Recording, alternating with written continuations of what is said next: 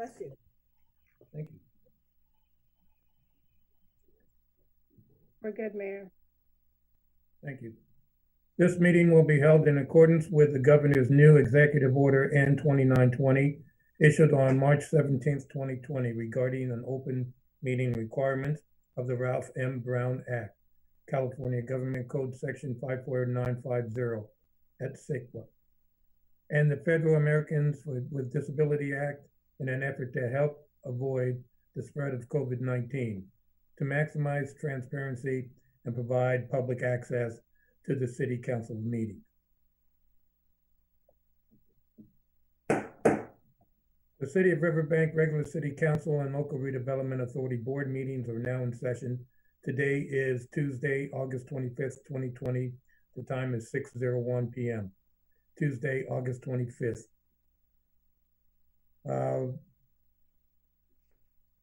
Flag salute. Cindy, would you care to do the flag salute tonight? Please unmute.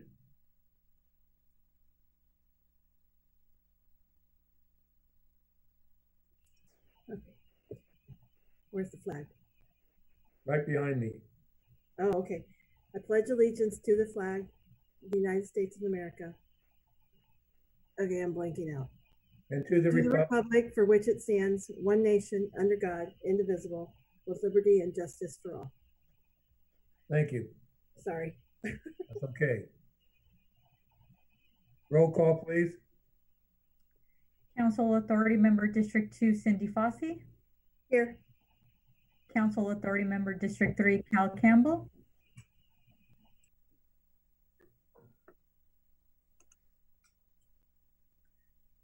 I can see him here, so I'll move on. Council Authority Member District 4, Darlene Barber Martinez. Here. Vice Mayor Chair Luis Uribe. Here.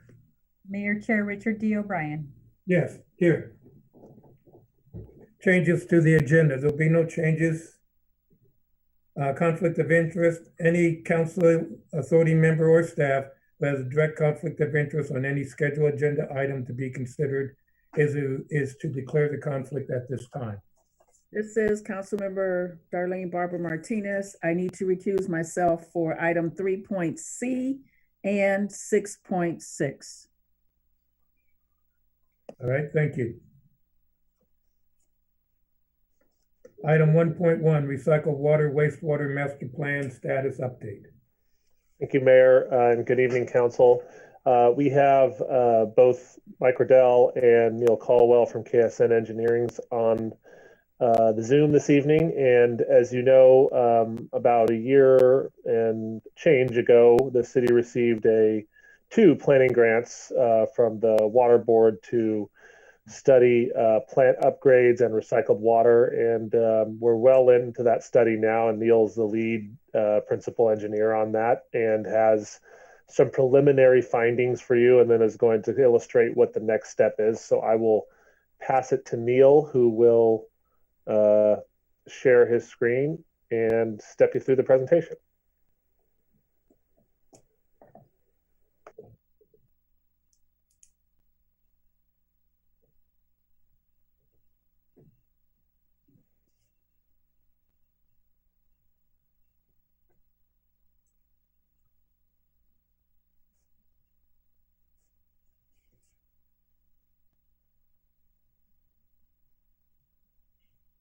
Neil, it looks like your audio may not be on.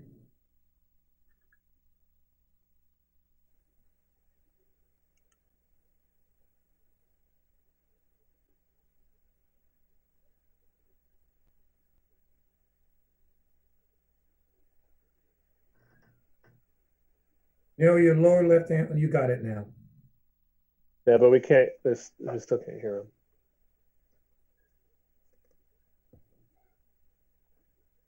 Neil, there's something going on with your mic. We can't hear you.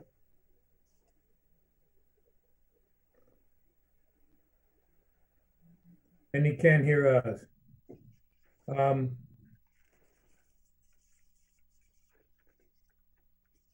Mike Riddell, can you call Neil on his cell phone and see if he knows that we still can't? I'm working on it right now. Okay.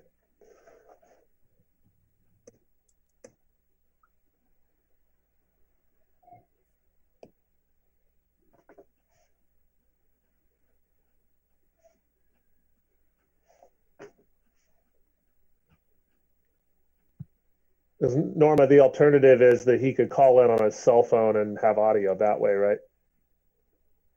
Correct.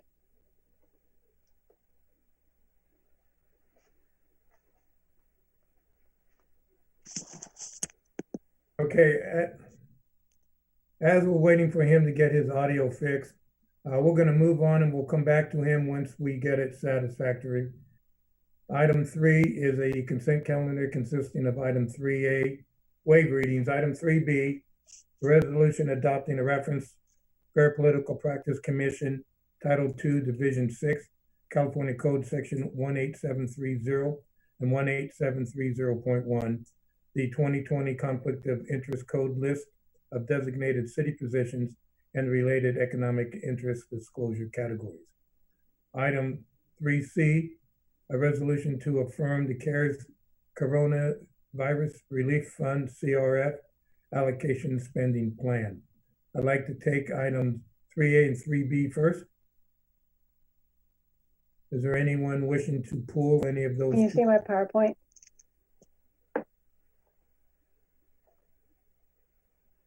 Gabby?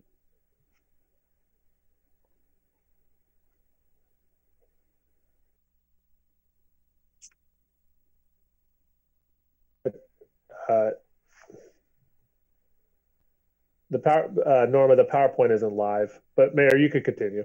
Okay, do we have anyone wishing to pull item 3A or 3B? Do we have a motion? Vice Mayor Uribe here. I'll make a motion for the consent calendar items 3A and 3B.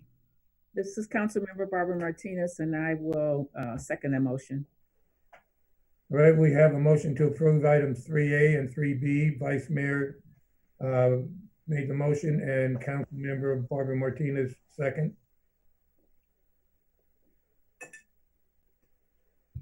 Council Authority Member District 2, Cindy Fossey. Yes. Council Authority Member District 3, Cal Campbell. Yes. Council Authority Member District 4, Darlene Barbara Martinez. Yes. Vice Mayor Chair Luis Uribe. Yes. And Mayor Chair Richard D. O'Brien. Yes. Motion passes 5-0. All right. Now, we don't have to put her in the penalty box, do we? Not Tom, as long as there's no discussion, that's not necessary, right? You don't have to on the consent calendar. Okay. For item 3C, is there anyone wishing to pull that item? Do I have a motion? Vice Mayor Uribe here. I'll make a motion for item 3C. I'll second it. Councilmember Campbell. Okay, we have a motion to approve item 3C by the Vice Mayor and a second by Councilmember Campbell. Roll call, please. Council Authority Member District 2, Fossey. Yes. Council Authority Member District 3, Campbell. Yes. Vice Mayor Chair Uribe. Yes. And Mayor Chair O'Brien. Yes. Motion passes 4-0. I'm going to continue on unless I'm told that the PowerPoint and audio is corrected. Item. I'm sorry, boss. He is, our Mayor Norma's working directly with Neil right now to try to get it corrected. Okay, no problems. We'll come back to it once the meeting's over. Item 6.1, Citywide Park Master Plan Final Draft Presentation. Thank you, Mayor. So I'm going to hand this to Sue to introduce Mike with Pros Consultant, who's spoke before you a couple times. This is, I think, what this project has been going on for at least a year, maybe longer now. And now we're ready to present the findings, which is in the report in your agenda, which is, as you know, is a lengthy document. So they're going to step you through the major components of that. And the council has number of options tonight because it's such a weighty document. If the council would like more time with it, would like to direct changes, or if you're interested in approving it, you have all of those options this evening. And so I'll hand it over to Sue. Okay, Mayor and members of the council, I am very excited that this project is almost done because we wanted this master plan for so long. So this will be, like City Manager said, will be the final draft presentation that Mike will do. and then we'll come back September 22nd, hopefully have it adopted, and then we'll start using it right away. So something we'll use for development, as well as looking at how we can keep the facilities and parks that we have ready for the growth and to be continued to be used for years. So I'll introduce Mike Svets from Pros Consulting. Good evening, Mayor, Vice Mayor, and Council. Very much appreciate it. Thank you, Sue, for that introduction. This evening is kind of a culmination of the master plan. You have the final draft document in your possession. So tonight is going to be just a review. There will be most of the items we will have reviewed during the last presentation. However, there is a bit of new information and a couple of updates per your comments last time. So without further ado, I will share my screen and we can move through this pretty quickly. If you have any questions, concerns, comments, suggestions along the way, or if you want to hold them to the end, that is fine as well. So these are just kind of the things that we are going to cover: community need, just a quick review of the level of service methodology, the capital improvement plan, which we made a couple of updates to per the mayor's suggestion last time, total cost of ownership, which really talks to the simple fact that anything that you build, you have to operate and maintain. And this is probably ties to the largest policy decision that you make annually, which is the annual operating budget. Implementation strategies, just quick highlights regarding that, and then of course the next steps. So community needs, again, you have seen this a number of times. I will not belabor the point, but just simply to again reiterate that the things that the items that are shown as high priority are the items that the community desires you to expand services if you're already offering them, and or introduce new services, provided you have the spaces to do so. The things in the middle are kind of in the middle, a little bit more strategic, and many of the items here are certainly things that you would partner on. And then the things at the bottom simply indicate that you're doing those just right. Not a desire to expand upon those programs and services, but also not a desire to introduce any of them that are new if you in fact are not doing them now. Same goes with the park facility and amenity prioritized needs. Again, we have shown this to you a couple of three times. But again, just to reiterate, trails certainly resonates quite a bit, whether it was during our qualitative focus group conversations with you all in the community, as well as then on the survey. So level of service, again, this kind of gives you an understanding of where you want your park system to go in the next 15 years. Much of this is driven by your growth, anticipated growth due to the annexation, your recent annexation. I think it's important to just recognize that even if you were to not grow at the rate that, if you were to not change the level of service from a grand total of 3.5 acres per thousand to 5 acres per thousand, you would still need to develop those 74 acres of parkland in the next 15 years due to your growth. And then again, these are the amenities that are most desired by your community, that in that park acreage that you would develop, these are the starting points for you in the type of amenities that the community would use most often. So of course, fields, basketball courts, pretty much everything with the exception of a skate park and an additional swimming pool. And as we talked about regarding the programs and services previously, that indoor recreation center space is really critical in order for you to provide some of those high priority programs and services desired by the community. But again, this is really, an indoor recreation center space is not cheap. We fully recognize that. And our recommendation is really to look at doing a feasibility study on that to determine not just what the design would be, but the operational model, and also, of course, your ability to finance the design and construction of it. So capital improvements, this you have seen previously, but just to reiterate, bucket number, we did this in 3 buckets. The first bucket is really about life cycle replacement. The second bucket is how can you utilize and maximize your existing park system to meet the community's needs. And the third bucket is that kind of build new bucket. And that is really the that rec center that we talked about, as well as some new park acreage that you would look to add to your system based on either the change in the recommended change in the level of service, and or just simply the growth in your community that's anticipated in the next 15 years. So this is that sustainable bucket. We did add in, I believe, the Sorensen Park recommendation, and that has been added to the sustainable bucket at the tune of $200,000. The expanded service bucket did not really change. No recommendations were made at the last meeting to add and or amend or delete these items.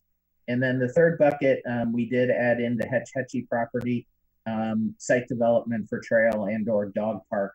The grand total did not change all that much from our last conversation. In looking at it on the left, it kind of gives you that breakdown of, by bucket, sustainable, expanded service, and visionary. Many, many, many, many dollars are associated with that visionary bucket. And then, of course, the short-term and long-term, what you can anticipate looking to expend in the next 5 years, and then longer-term, what we are recommending.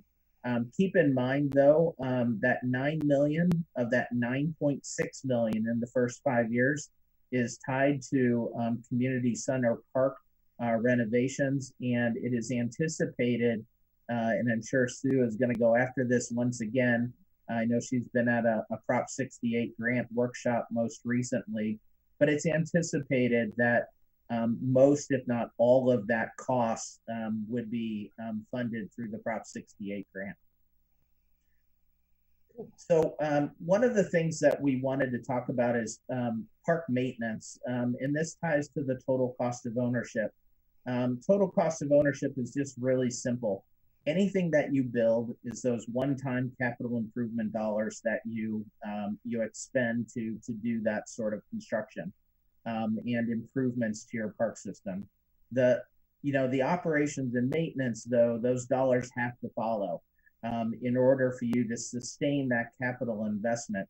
And then the third kind of component of a total cost of ownership approach is recognizing, as we just stated in the capital improvement plan, that anything that you build has a life cycle to it, and that all of those eventually will have to just be life cycle replaced. So when we talk about your parks and the maintenance associated with it, we went through what we would call a cost of service analysis by park. Staff did a wonderful job of identifying this, but we also broke it out based on if you were managing and maintaining it, or if you had a third-party contractor. Long story short, we looked at the acreage, we looked at the funding and how that's allocated to each park, and the cost then you're spending per acre in each one of those parks. The column in the tan is more or less a best practice cost per acre based on a set of maintenance standards that you, in fact, are currently employing through your scope of services. The purple column, you're really, really close to where you need to be. However, it is recommended that over the next, 3 to 5 years that you would look to funnel an additional $30,000 into your third-party contractor to be able to maintain those at a best practice level. When we look at your parks division, we went through the same exercise, identified both personnel and non-personnel costs, allocated those to each one of your parks, and identified your cost per acre. Here, the dollars are actually more significant in terms of you managing and maintaining your system yourself. And so therefore, to say that you're kind of underfunded by about $50,000 is not nearly as significant as being underfunded by about $30,000 related to your third-party contract. And then we looked at facilities maintenance, which the Parks Division is responsible for as well. Same exercise, and there is just a level of underfunding by about $27,000. We've identified the best practice costs through a lot of our work with agencies in the Central Valley and Northern California. Not necessarily what I would call the Bay Area, so to speak, because I think those costs are inflated. But we've done work in California for over 25 years and have really tracked these costs in working with departments doing this cost of service analysis. So we feel very confident that the numbers that we've identified in 2020 dollars are accurate, within probably 5% or so. We know that things change. Again, the best practice cost per square foot or best practice cost per acre is really tied to the level of maintenance and the maintenance standards, which are the tasks and frequencies around which your staff and or the third-party contractor does work. So in summary, you're probably about $107,000, approximately $107,000 underfunded currently. When we look at what this is really made up of, it's probably about 2 FTEs. This doesn't necessarily mean 2 full-time employees, but 2 full-time employee equivalents, whether it be a combination of full-time employees only, full-time employees and part-time seasonals, or just part-time labor. That makes up approximately, more or less 2/3 of the dollars and cents that we've identified that you should seek to fund the Parks and Facilities Maintenance Division, over the next couple, 3 to 5 years. Of course, COVID will have some impact on your ability to do that, recognizing that there is always a financial lag when it comes to governments and budget. So programming, we did a program analysis. There is a lot of information in the master plan as well to look at your current programming and how it's operating according to best practice. And you're actually doing an excellent job with this. So what we have done is really just provided a summary here that ties back to the recommendations in terms of high, medium, and low, and really where the department should focus over the next 5 to 10 years, whether it be continuing and expanding, implementing, or simply looking to facilitate programs through partnerships. So implementation, we've identified a number of strategies. I will not read all of this to you, but it's simply growing your park system, upgrading and possibly moving in the direction of having a true trails master plan, much more design and technical than the parks master plan is. This gives you an understanding of where your opportunities would be to enhance your trail system. General parkland improvements, which speaks to what we've mentioned with regards to the capital improvement plan. Economic development through parks. Any opportunity that you have, like what you have going on at Jacob Myers, in which you can look at your park system as an opportunity to draw people from outside of Riverbank to use your park system and potentially allow you the opportunity to recoup costs that you are expending to manage and maintain them, would be an opportunity to do so. Recreation programming, continually trying to exceed that national standard at 33% participation. Operations and staffing, again, this goes back to what we said with regards to maintenance and your need to continue to grow that department to allow you an opportunity to manage and maintain it at a best practice level. And then, of course, financing. These are in bullet point in big capital letters, really the primary funding sources that you have an opportunity to tap and or create to help finance your system. Of course, grants, not limited to just Prop 68, but other grants that are potentially project specific. Creation of a community foundation or a Parks and Rec nonprofit in which dollars could be funneled. This goes really hand in hand with grants because there are many, many grants out there for Parks and Recreation amenities and improvements that aren't available to the government, local government entity. However, they are available to nonprofits. So if there is an opportunity to create a nonprofit, that would be a way for you to tap additional grant funding. The capital improvement fees, park development fees, any sort of bond issue, if that's something desired. And of course, partnerships and friends groups. You have great partnerships now, and it's really about extending those and enhancing those and potentially tapping new ones, such as an Adopt a Park program or Adopt a Right-of-Way program. And that kind of summarizes where we're at. Any questions, concerns, comments, suggestions that you may have that you would like to see incorporated into the final draft, or if you feel pretty comfortable with where the document is today. Vice Mayor Uribe here. I'll jump in first. Can we jump back to the parks maintenance summary? Sure. Sorry, I pulled it down. No worries.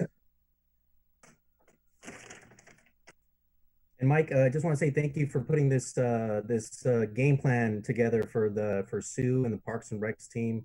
Pros Consulting and yourself did a really well job putting this together. So when we get this slide up, I have a question actually for Sue.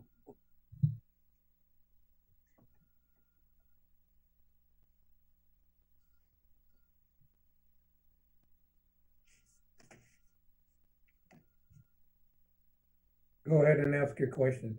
Yeah, I don't think that's the correct slide. I think it was a few ahead of this one. But Sue, the recommendation here, they're saying 107,000 over the next 3 years. Could you kind of talk a little bit about the benefits that we would see if we were to approve that funding? That slide right there. If you want, I can address that. I think it's really a matter of increasing the level of frequency around which some very specific tasks are managed and maintained.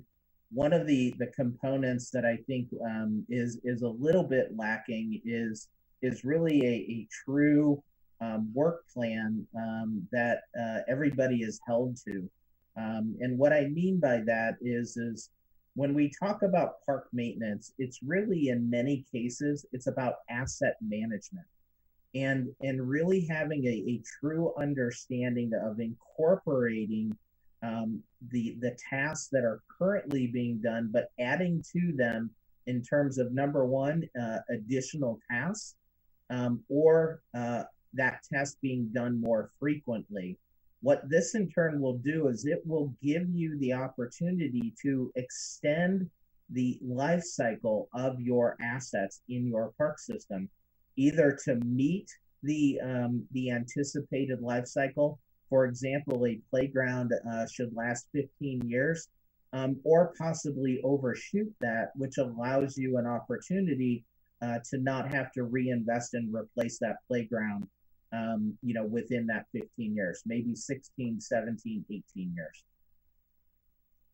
Makes sense. Thank you. And then just the other recommendation that kind of stood out to me, if council's in agreement, I would like to see that Adopt a Trail program.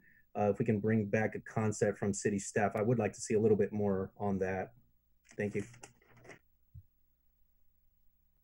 Kathleen Cleek is working on that trail master plan that she is, believe is submitting. Is going to follow along with the county and Stancog using our CMAQ funding and our Measure L funding. So that's in the works right now. That should be coming to us here soon, if not hopefully by the end of the year, but I don't know where she is on that. Do you, Sean?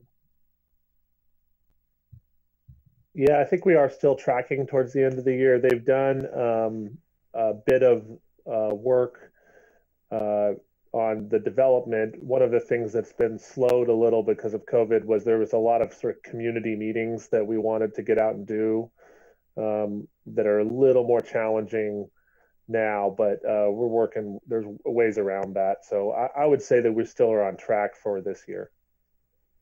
Right, and that can be incorporated with the parks, the pedestrian and the bicycling trails that are out there. And of course, we haven't forgotten about the bridle paths. Okay, any other questions from the council? Yeah, this is Councilmember Barbara Martinez. So if the public had some suggestions or questions, not questions, but suggestions that they would like to see added to the plan or give us some direction, how would they go about doing that? My suggestion would be to funnel those through Sue, and then Sue can send those to me. One of the things that I think would be a wonderful opportunity is to take the draft master plan and post it on your website to allow the public an opportunity to do just that. But we typically would recommend that they would be funneled directly through Sue and staff. And then they could be made available to me, and we can determine where either language needs to be enhanced to reflect their ideas, or potentially incorporate them if they make sense within the context of the plan. Thank you. And you did a lot of outreach for this, Sue, trying to get the input on I want to, how many times? At least 7 times, correct? For the community-wide park master plan? Yes. Mike, do you want to address that? Because a lot of it was done through the random survey. Well, then through the stakeholders and through the community meetings. Correct. We did several stakeholder focus group meetings and met with a number of individuals.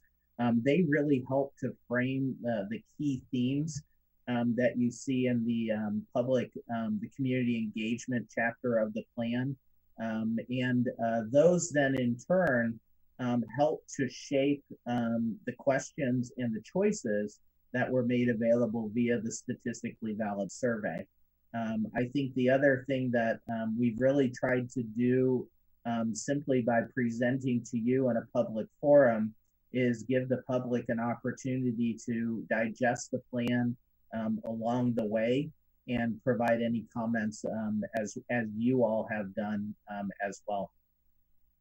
And because this is a plan, once we implement it, we could implement it in a month. As things change, we change the plan. Correct. You're absolutely spot on, Mayor. That's a great observation. It is a guiding document. It is information that was collected in 2019 and 2020. Of course, it also has a 10-year planning horizon. So it's anticipated that things change over the course of a decade. But the idea is to use it as guidelines, to use it as a plan, but to allow it to be flexible and dynamic enough for you all to take advantage of opportunities maybe sooner than we have recommended within the plan, or potentially incorporate something that isn't in the plan at all. True, and it's kind of like our housing element we have to approve every 5 years. As we get new RENAs, new other information that we have to adjust. So this is a document just like all of our other documents. the main thing is have a good solid plan as we develop our new general plan in the next 4 years. Councilmember Campbell, I'd just like to make a comment about the trails. I'd like to see us for the future, and as we develop them, to see how we can connect some trails that are going through the town, possibly with Crossroads West, and eventually maybe even have some means by where we can connect with Jacob Myers Park in a feasible way, because that would be a tremendous trail system if we could connect them all around the town like that. All right, we'll work with Kathleen on that. Annabelle, has there been any public comment or people, residents looking to add comments? Mayor, I don't see anybody online who has raised their hand for comments. Okay, thank you, Mayor Sullivan. Is there any other further comments from the council? Okay, from what I understand, our choices are we can vote to approve this tonight. We can delay it a month. We can also input changes. What is the desire of the council? This Councilmember Fossey, I'd like to make a motion that we approve the master plan today. Vice Mayor Uribe here. I'll second it. Okay, we have a motion to approve the master plan tonight by Councilmember Fossey and a second by Vice Mayor Uribe. Council Authority Member District 2 Fossey. Yes. Council Authority Member District 3 Campbell. Yes. Council Authority Member District 4 Barbara Martinez. Yes. Vice Mayor Chair Uribe. Yes. Mayor Chair O'Brien. Yes. Motion passes 5-0. I want to thank Sue. This hasn't been a 2-year effort. This has been, from my understanding, at least a 10-year effort since I've been on the council. And congratulations to achieving this goal. And as we move forward with this master plan, available funding should be more readily coming our way. So again, thank you for what you've done. Welcome.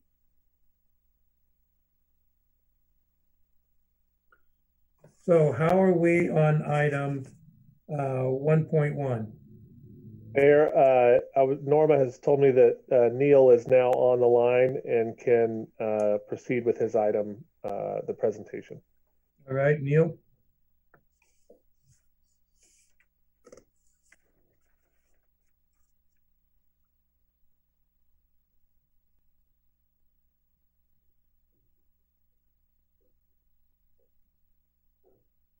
Your microphone.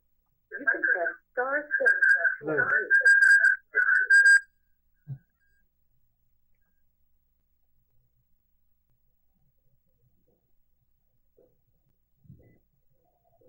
Hello, can you hear me? Yes, Neil, I think we can hear you now. I like to have a little bit of feedback here, so hopefully this doesn't cause problems. Yeah, now let me turn off your speakers on your computer.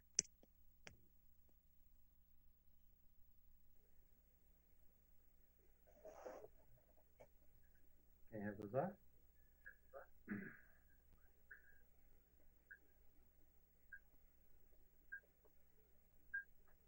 Okay, I'm going to go ahead and try and go through this. I'm going to turn off my speaker on my end here.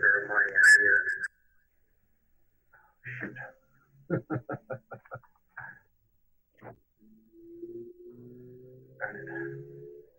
That worked, Neil. We don't hear any feedback anymore. You go ahead.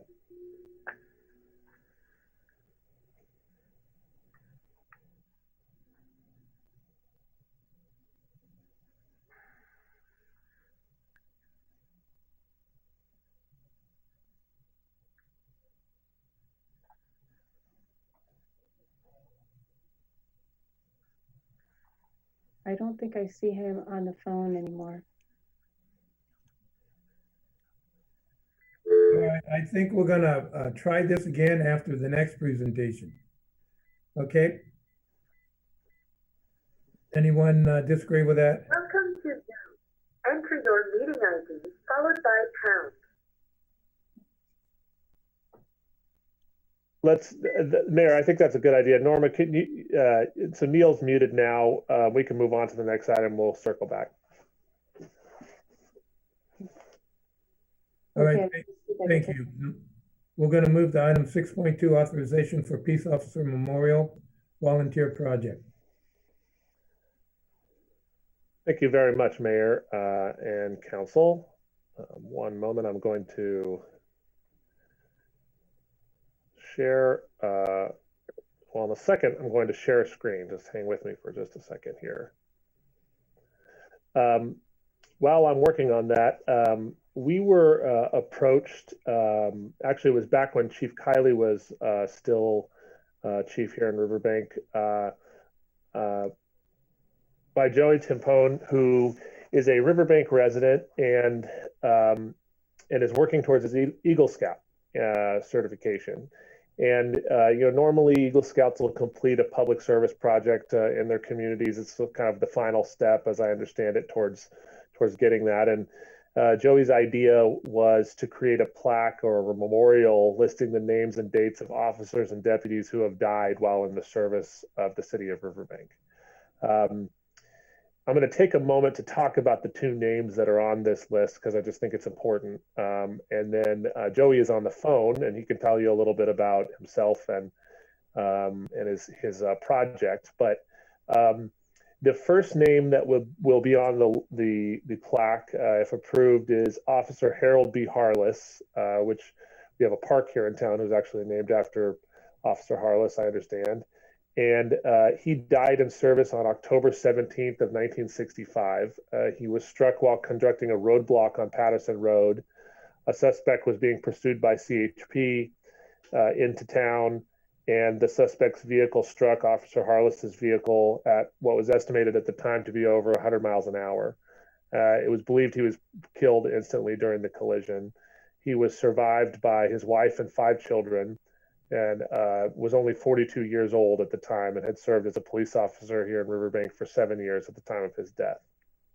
The second name is Deputy Antonio Tony Hinostra, and he died a couple years ago on November 25th, 2018, while responding to a vehicle pursuit that originated here at the city of Riverbank. The vehicle pursuit began in Riverbank. I believe it was a suspected DUI at the time. The person ended up fleeing in a vehicle, and I believe that ended up catching him in Modesto. As a respondent, he was coming in to assist with Riverbank police when tragically, upon reaching Clarabelle and Terminal Avenue, his vehicle left the roadway and struck a utility pole at the intersection, which ultimately resulted in his death. Deputy, I want to make sure I don't mess up his name, Hinostroza, was 45 years old and had been in law enforcement for 19 years. He was also previously in the United States Marine Corps and was a veteran, and he was survived by an adult son. So Joey has worked, when Chief Ridenour came on board and COVID had sort of delayed things, he set up a discussion with Chief Ridenour about restarting the project. I'm going to share my screen so you could take a look at the concept here.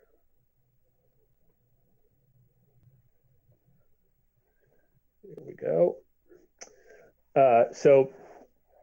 Here's the chief and Joey worked on the form, how it would look, make sure that the graphics were correct and all of the information of the two that have been lost are on the plaque there. And it says, as you can see, dedicated to those peace officers who gave their lives in service to the community of Riverbank.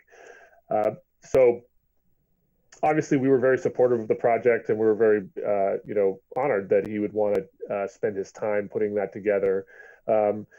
Additionally, he has, it doesn't say this in the report because we just found this out today, but he has essentially crowdsourced enough funds to pay for the entire plaque. Although I told him that the city would certainly cover any difference if he came up short, he doesn't seem like that was an issue. There were plenty of people that were willing to to submit some funds to help this happen. As I mentioned in the report, there's no specific section of the code requiring that council give approval for memorial type installations, but it's typically been our practice. Most importantly, what I wanted to do by putting this on the agenda was to give Joey the opportunity to speak to you about his passion for the project and give the council to say any kind of comments you'd like to say. So Joey, if you are on the line, which I think you are, if you'd like to say anything to the council, now is a good opportunity. Yeah, can you guys hear me? Yep.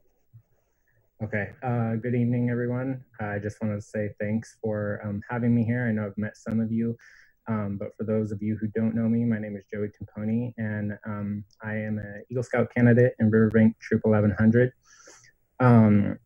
So like the city manager said, yeah, the Eagle Project is the last step for any Boy Scout to kind of get the highest achievement that you can earn in Boy Scouts. And so it has been my goal for a while to do an Eagle Project that was, I guess you could say, a little bit more complex than the usual Eagle Project. A lot of people like, you know, they've done planting trees, and I mean, there's all sorts of things that people have done, and they're all good. And the reason I chose to do a memorial is just because I come from a military family, and I'm also a police explorer, so I have a strong support for law enforcement. And it was just really important to me to do an Eagle Project that had something to do with law enforcement. So I'm really happy that we've gotten this far. And I hope that the council likes the memorial that we've been working on. And so, yeah, I'm just really pleased that we were able to come this far and be able to honor both these officers. And Joey, just so the council could know, because I think everybody would be interested, can you share a little bit about what you plan to do when you graduate, your plans? So I have mixed emotions between if I want to go into the medical field or go into the law enforcement field. I'm still deciding that. I'm currently attending, it's my freshman year at Point Loma Nazarene University in San Diego. Obviously, like most schools, we're attending it virtually, but that's what I'm doing right now. I'm a police explorer with the Modesto Police Department, and I've been doing that for the past 2 years. So that has definitely had an impact on me, and it's why I have such a strong love towards law enforcement and why this is a meaningful project to me.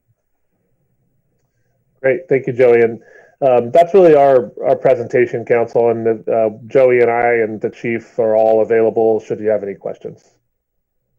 Well, Joey, thank you. That's very thoughtful of what you're doing. I'm hoping we don't use those blank 6 spaces ever. But I want to thank you, and I'm sure the council has comments. Vice Mayor Uribe here. Yeah, it sounds like the community came together. It means a lot to me as well. I mean, I remember the day when Officer Hinestrona tragically passed away, and I drive by that location every day. I love the concept of what you're doing, Joey. I applaud you there, and I'm in full support of this. Councilmember Campbell, Joey, thank you for doing something positive to recognize our police force. They need all that they can get with what's going on in society now, and we need to keep looking for more positive things to honor the people that take care of us. Once again, thank you, Joey. This is Councilmember Darlene Barber Martinez. Joey, thank you. I too think that this is something that just to recognize our police force, and they don't get enough thanks, and they don't get enough recognition for the things they do for us. All of those silent, you know, events that they do, or things that happen in our community that you don't hear about. And so this is just one way of recognizing them and saying thank you, and that we will never forget. So we thank you again.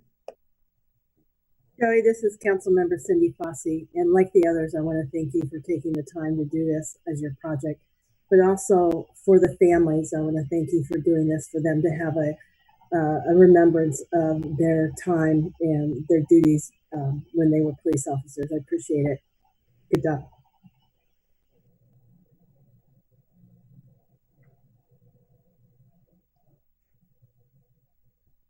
Is there any public comment, Maricela?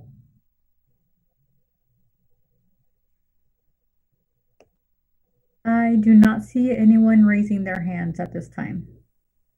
All right, this has no action. So again, thank you, Joey, and we appreciate everything that you're doing for us. Thank you, Mayor, and thank you everyone in the council just for your support. And I look forward to seeing this soon in front of the police headquarters. All right. So do I go back to item 1.1 or do I continue on? Mayor, even though it's not absolutely necessary that you give action on the last item, we did have it agendized for approval if the council would like to do that. All right, do we have a motion from any council member? This is Councilmember Barbara Martinez. I make a motion that we approve item 6.2. Councilmember Cindy Fossey, I second. We have a motion to approve item 6.2 by Councilmember Barbara Martinez and a second by Councilmember Fossey. Roll call, please. Council Authority Member District 2 Fossey. Yes. Council Authority Member District 3 Campbell. Yes. Council Authority Member District 4 Barbara Martinez. Yes. Vice Mayor Chair Uribe. Yes. Mayor Chair O'Brien. Yes. Motion passes 5-0. Do I go to 1.1, Sean? Yeah, Norma said we're ready for a third try. Third and final try. Neil? He should be on there. Oh, his phone is muted.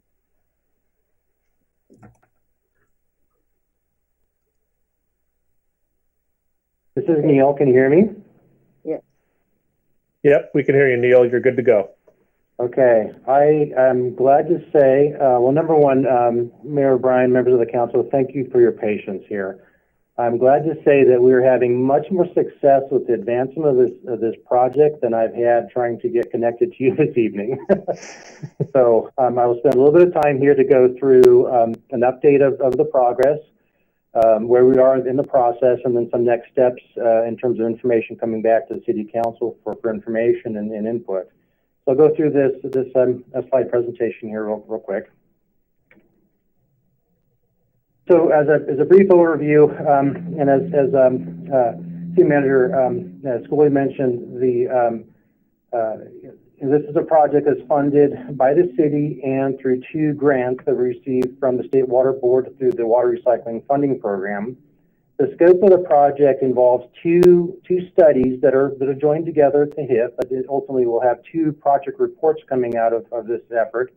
One that focuses on the feasibility and facilities needed to produce recycled water at the City of Riverbank's wastewater treatment plant.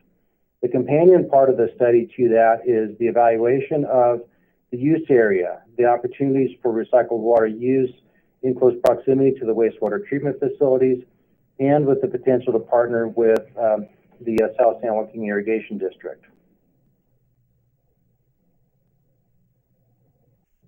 So as we look at the source of recycled water, we're focusing on the city's existing sanitary sewer system as the primary source. So recycled water involves taking once used water, wastewater, treating it to a high level of treatment and allowing it to be used again and over and over again ultimately.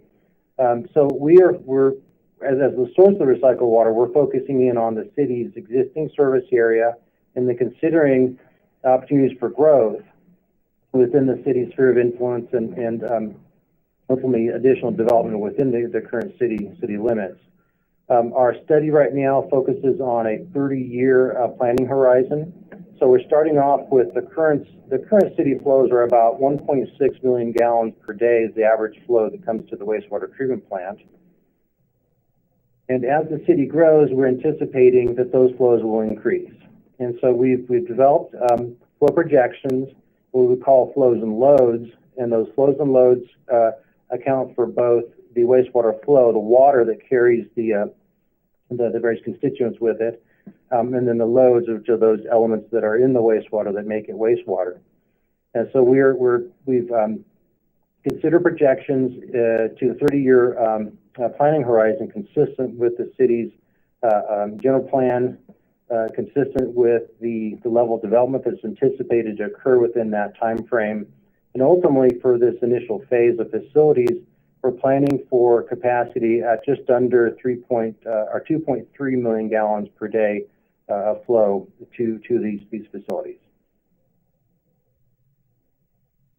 This diagram here shows an overall process box diagram of the elements that we are looking at for both the treatment and delivery component of this study.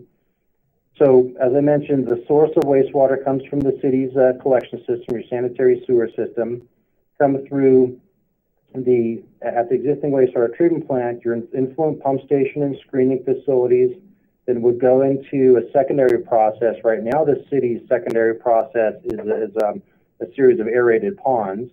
So we're evaluating some alternatives for modifying and changing the treatment process in the secondary process to facilitate going to recycled water through subsequent treatment trains. One of the elements that we are looking at as part of the secondary treatment process upgrade is to provide for nutrient removal. The Regional Water Quality Control Board recently adopted amendments to the basin plan, which requires agencies such as the City of Riverbank to consider managing nitrogen before it's discharged to land or to surface waters. And so in this case, we're evaluating means that the city can modify or update its treatment process to provide for removal of nitrogen as part of this program. In our study, we are looking at maintaining a certain degree of percolation disposal. That's the type of disposal that the city currently employs in the ponds just north of the city. So we're going to retain some portion of those. We will be constructing, as sizing at least in the feasibility study, construction of seasonal storage, so that during the winter time, a certain amount of treated wastewater can be stored and then would be available through subsequent treatment to be delivered as recycled water. So this system then would lead to an additional treatment level, which we're looking at tertiary treatment to include a variety of filtration technologies, as well as some different disinfection technologies, chlorine disinfection plus UV is an alternative we're looking at. And so these tertiary treatment processes here would produce a highly treated level of recycled water that then could be stored for a short amount of time and then delivered to users through the recycled water use system we're evaluating. So this map shows the city's wastewater treatment plant site, and I wanted to give you an idea of how we're looking at the site in terms of the facilities arrangement locations. In gold here, these are the city's percolation disposal facilities. In our study right now, we're looking to maintain these as part of the ongoing system to be able to have a combination of recycled water use with percolation disposal. And the reason why we're looking at that is one of the constraints that we are evaluating as part of this first phase here is try to maximize an initial phase that can be accommodated within the city's existing wastewater treatment plant footprint. So we would retain the percolation disposal roughly in this area here. The next largest area that would be used for the existing site would be for storage. And so this area here would be dedicated to seasonal storage, and that would be treated to what we call a secondary level of treatment. And then this water then would be available for a higher level of treatment and delivery to users for recycled use. Our recycled use, we're focusing on crop irrigation. I'll go into that a little bit here in the next slide. Within the area where the existing treatment facilities are, it's encompassed in this area here, these are the existing aerated ponds that form the city's primary treatment method. We would look at two options here. One would be to modify these existing ponds to be converted into a more traditional activated sludge process, but retaining some of the basic structure of these facilities here, adding clarifiers and recirculation pumps to increase the efficiency of the space used here for the treatment. We would then have the alternative to that, I should say, is a more conventional activated sludge process. We'll look at those from a capital cost and an O&M cost perspective and make a recommendation for the direction to go.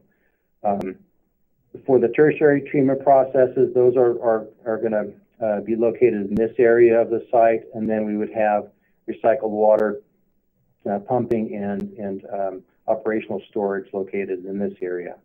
So we're laying these facilities out right now. We're in the process of developing the footprints and the size and how they would fit on this space, but this gives you a general idea of how this site may look approximately as these facilities move forward. So switching over to the use side, we started off identifying potential agricultural users in fairly close proximity to the city's wastewater treatment plant, and those parcels are identified here in the light gold and the darker gold, yellow and gold.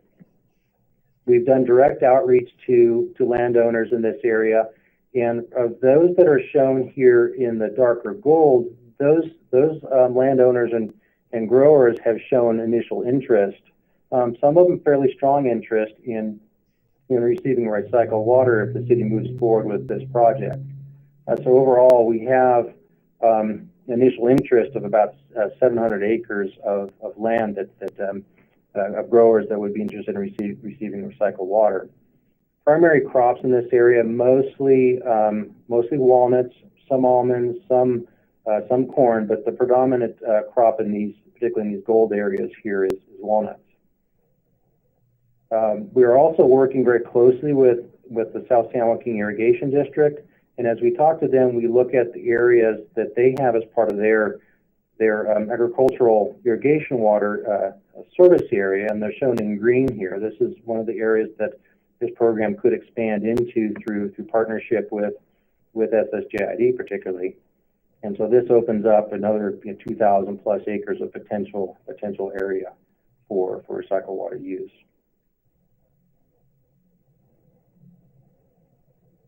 So from a production perspective, the wastewater flows are the source of wastewater. When we project that to roughly 2.3 million gallons per day, that allows for production of about 2,500 acre feet of recycled water on an annual basis. And so this starts to give us a sense of how much water is available, where it can be used. This would accommodate irrigation of something like walnuts for about 300 acres, a little less than 300 acres. So an initial phase of the city project would allow for irrigation of about 300 acres of walnuts. As we look at the facility sizing, the predominant irrigation method in the area is through a micro sprinklers. So that's a pressurized system, a sprinkler system that's under the canopy of the walnut trees. To get an adequate volume for growers to use, we would have to deliver water at about 4,300 gallons per minute if we were serving an area of about 300 acres, and that would be about a 50 acres at a time that would be irrigated by the system and would rotate through on a weekly basis. So this is information, again, that we're developing to size the facilities, start to do the layout, and come up with the capital and O&M costs. So in our coordination with South San Joaquin Irrigation District, we're really looking at two different alternatives to partner with them. One possibility is to have a system that directly delivers recycled water to their main canal, By delivering water to their main canal, this would allow recycled water to be used pretty much by any user downstream of this area, which would include this green area here, plus users further downstream. So one of the concepts that we're talking to them about is this type of connection, likely require about a 2-mile long, 18-inch diameter pipe to make that connection and allow for delivery to their system. This alternative has the greatest potential to serve the most number of acres and most number of potential users. An alternative to this is to have more of a local or direct delivery system, and this system could start off as a delivery system, a series of shorter pipelines that would serve some of these growers that have shown initial interest. Could be expanded then into some of the green areas to serve other users as interest increased and as the recycled water availability became more firm. This has the potential to have up to maybe 6 miles of pipeline, or less. In the initial phase, could be less than that. So as we're talking to growers and talking to SSGID about the project and recycled water use, we're talking about some of the benefits that exist for growers. Recycled water is a highly reliable irrigation water source over and above any other water right now. Very close to groundwater, but there are some concerns about groundwater availability long term as management strategies come into play for certain groundwater basins. Recycled water is available year round, so that's a benefit to growers, particularly in the SSGID service area where they may not have water available during winter time periods where frost control may be important. They don't have surface water available, so recycled water could meet that demand. Recycled water provides some benefits in terms of a perception of a grower and sustainability. This is something that's changing as perception is changing on recycled water, but we're seeing this more and more that the sustainability benefits are becoming more recognized by growers. The system that we are looking at in the last bullet here is since we're going to be producing treated water, filtered, disinfected to meet the crop requirements, this water would be delivered at pressure, and so it being at a highly treated level at that point, it would be water that a grower would be able to send directly into their microspace system. Right now, growers in the SSGID service area, in these areas here, water is delivered to them not at pressure, so they have to pump it and have to run it through filters before they deliver it to their own irrigation systems. So this is a benefit. We see this as a benefit to growers potentially using recycled water as an alternative. Other benefits that we're talking to growers about and have discussions with SSGID and ultimately SSGID, who is also the Groundwater Sustainability Agency, is recycled water has longer term benefits. These are a little bit harder to put dollars to. Some of these processes and alternatives are still in development. But a grower or a groundwater sustainability agency that incorporates recycled water use into certain areas may take advantage of either inter or intra-basin transfers of groundwater by using recycled water in lieu of groundwater can free up groundwater resources for other uses. For growers that have surface water rights or particularly appropriative water rights, by using recycled water, that may allow a grower to use their surface water rights for other purposes or possibly have as a transfer and be able to realize economic gains on that by allowing recycled water to take the place of their freshwater sources. Likewise, from a groundwater sustainability perspective, using recycled water, and this is somewhat it ties in with the inter and intra-basin transfers, but more directly for a basin that is not in balance, by using recycled water in lieu of groundwater will allow for benefits in recharge of the basin, the overall balance of the basin. So these are discussions that we're having with SSGID in terms of the primarily SSGID in terms of the benefits that this project can have for the region. So we are also looking at the regulatory frameworks. The regulatory framework, I have a couple more slides here that go through some of the pros and cons of the approaches that we're looking at. But primarily the two agencies that this project would be interfacing with as it moves forward, first would be the Regional Water Quality Control Board, and they would be the primary entity that would be responsible for permitting the recycled water application or permitting delivery of water to the SSJID canal. In cooperation with them, though, this project would also have a report that we prepared. It's called the Title 22 Engineering Report, and this would be submitted to the Division of Drinking Water and subject to their approval to show that the levels of treatment and reliability of the facilities meet state standards. Ultimately, under this umbrella, we're looking at really three different approaches, possible permitting approaches to the project, and they're triggered and dependent on the way the project is developed. The first two really deal with direct delivery of recycled water to growers. There's two different ways this can be approached. One is through developing individual waste discharge requirements or an individual permit that would cover each parcel or each area. We would be unique to the grower and may encompass the city's facilities as well. So that's one approach. Second approach, which is really the favorable one right now from our perspective as well as from the Regional Water Quality Control Board's perspective, is to obtain coverage under a statewide general order that allows for more of a programmatic permitting process for recycled water delivery. Much easier.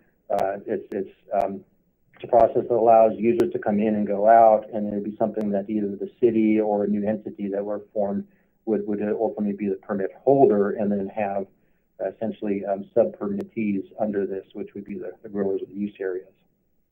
The last one here is NPDS, National Pollution Discharge Elimination System. This is a federal permit program that may be triggered if the project went forward to deliver water to the SSJID main canal. This concept here is very similar to the North Valley Regional Recycled Water Project that Modesto, Turlock, and Ceres have with Del Puerto, where those facilities, treated water is delivered to the Delta Mendota Canal under an NPDS permit. So we're following that concept is likely to be applicable here if the project goes that direction. So as part of our analysis, we're looking at the pros and cons of these different approaches. So this little graph here shows pluses and minuses and zeros from various perspectives on these different permitting approaches. In terms of complexity, the flexibility with respect to recycled water, relative risk to the city or SSGID, or burdens and requirements on individual growers. Overall, within this context, one of the biggest negatives here, you can see that NPDS discharge has mostly negatives with a couple of minor pluses. Biggest risks here are having to treat a certain level to be able to allow delivery of water to the SSJID canal. So that's one of the complexity issues with this. Overall, between the two other orders that deal with recycled water to being delivered directly to growers, the general order process is much simpler, easier to follow, and that's likely the direction that this project would fall under as it moves forward. So a few more elements. We are looking at a framework for interagency agreements. This slide here talks about some of the concepts that we are pulling together, having some initial discussions at city staff level with SSGID staff. Some of the options are that as this project moves forward, the city proceeds with the initial program on its own, and develops individual agreements with individual growers to deliver recycled water.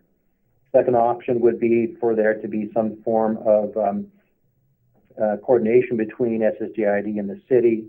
That may be something of say like an MOU, or possibly even some third entity developed as an option. One of the key elements that we're looking at in terms of the options that may be available to the city and other stakeholders is to make sure that whatever that structure is, that there's some flexibility to it.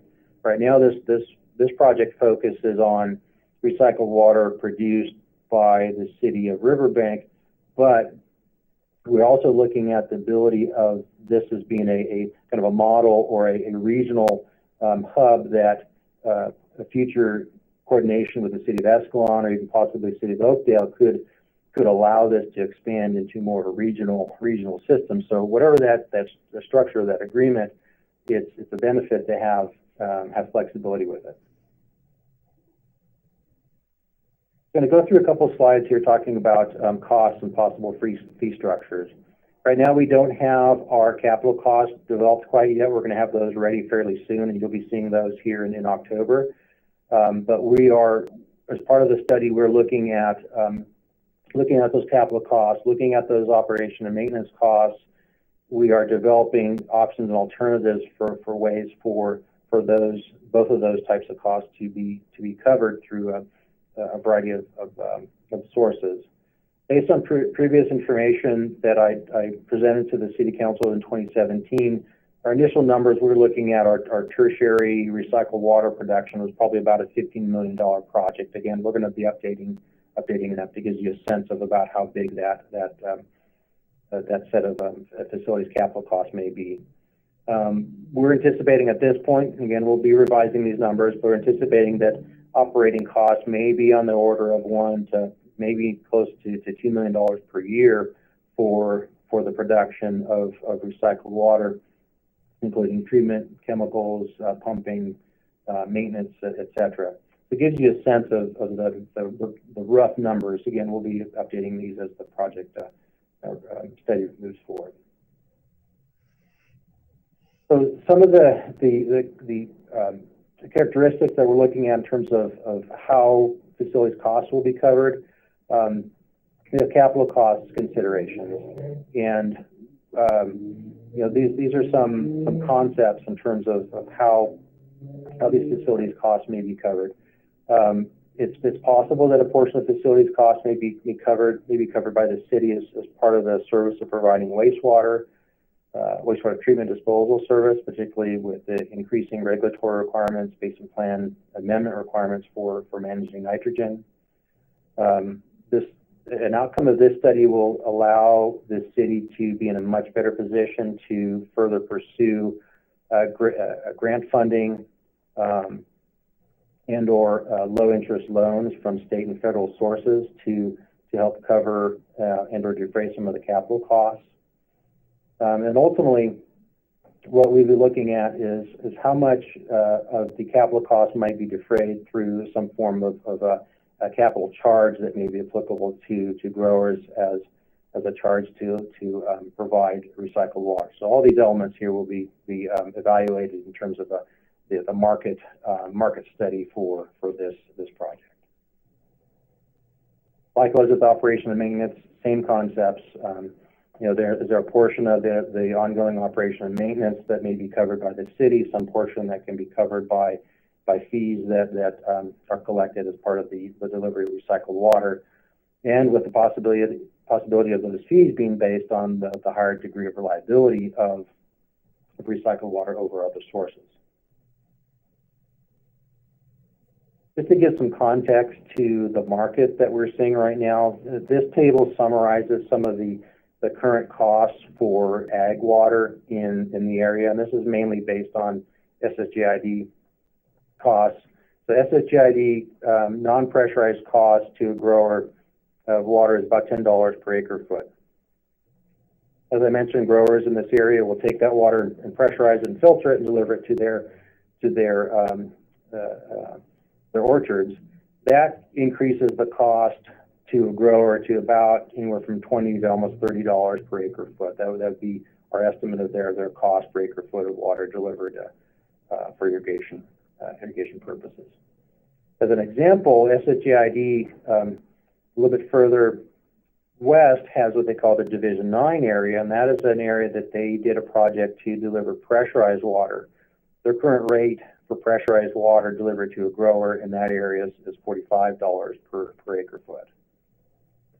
Likewise, last row in this is if a grower has their own well, the water in essence is free, but there's cost to pump that water, certainly cost to tap into that water in terms of the cost of the well and the well pump, etc.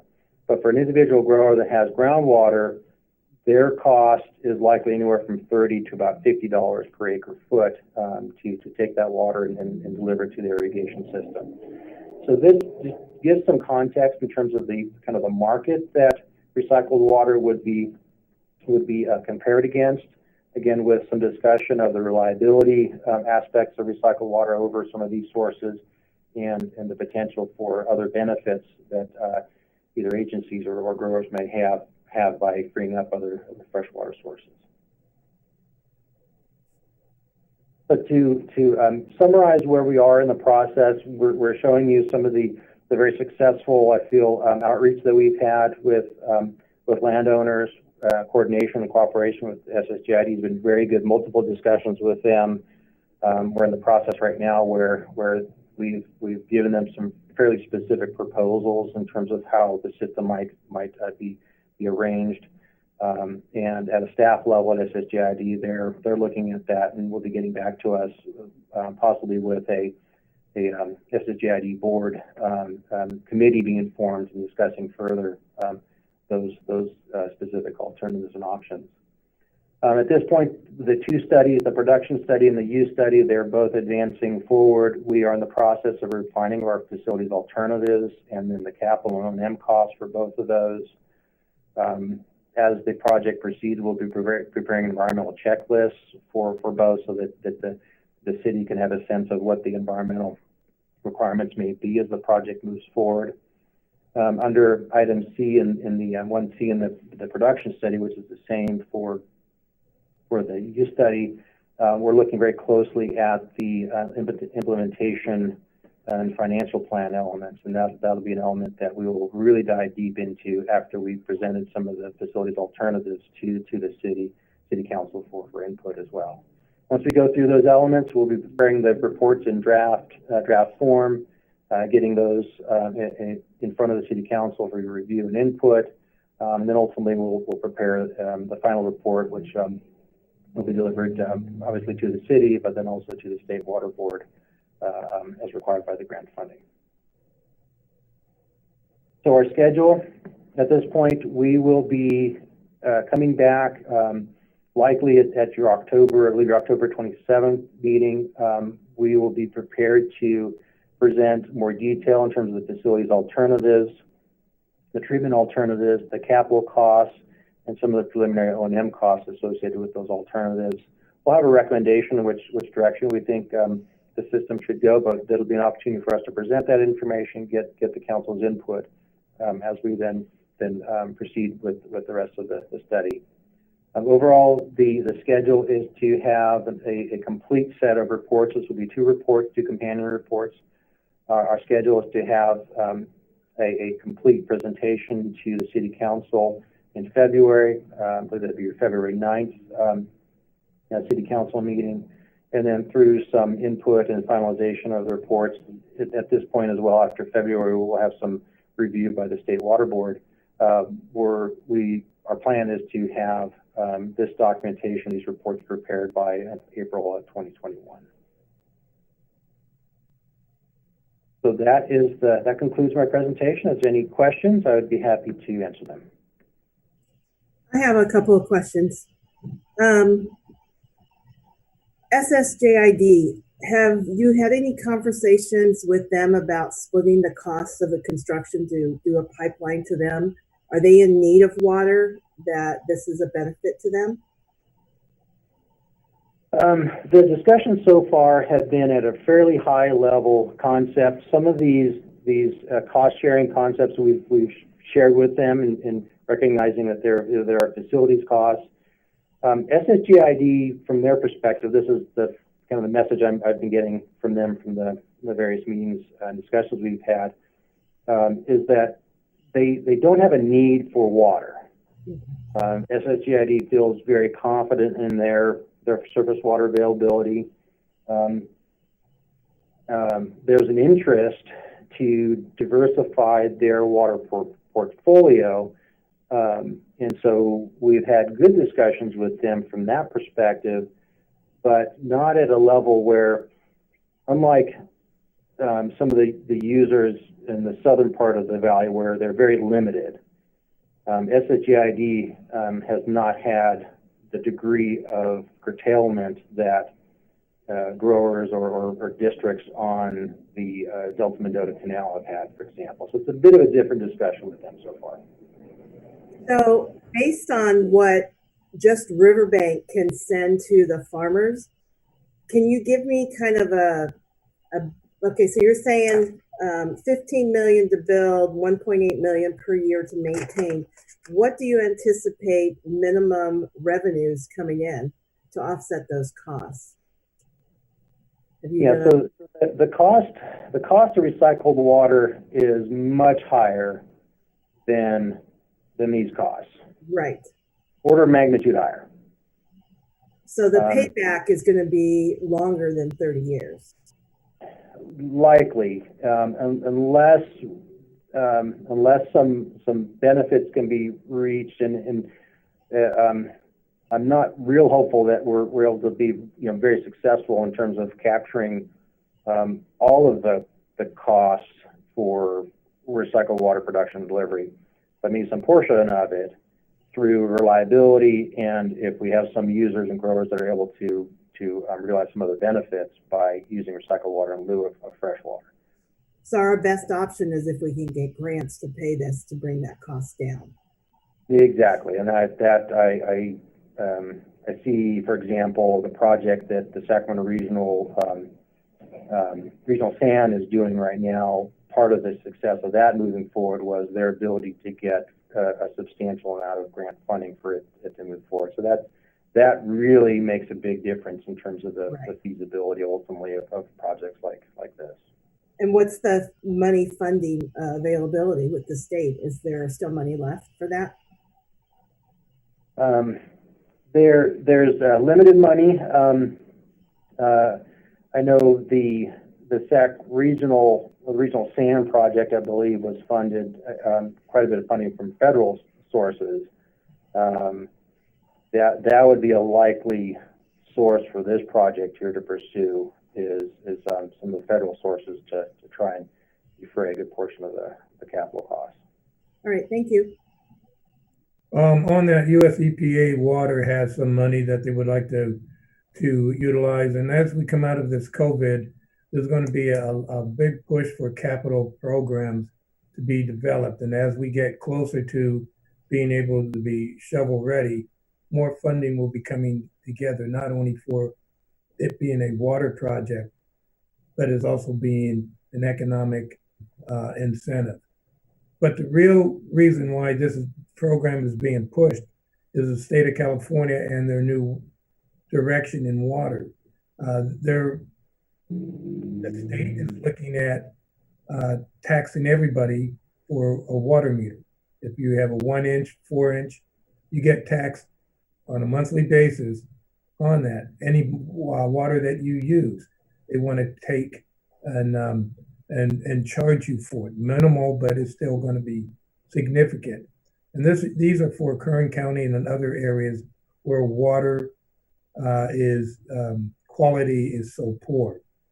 So this is in preparation to divert some of the claims the state can have on the city of Riverbank.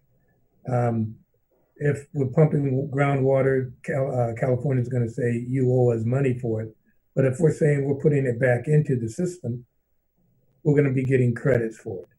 Those are things that you have to really look at in the future. We've already been hit on our pond system to start moving to a newer system, and that's what we're looking at in this operating. Oakdale is being told to go under the river, not over the river with their wastewater transportation. We're going to be hit the same way. So all of these are being prepared for what is coming down in regulation. The clean water and clean air is going to be beneficial to this transformation. The noxious gas of the nitrogen oxide that's being produced is a measured,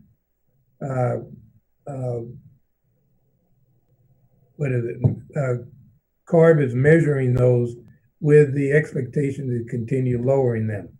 And we're a source of it, so they want us to lower it. One of the things, as you said, chemicals being used to clean the water, I would take a look more at the UV range. As we move forward, some of the chemicals being used may be frowned upon in the future. And if we've already were able to clean and purify the water without the chlorine or minimal use, would be ahead of the game.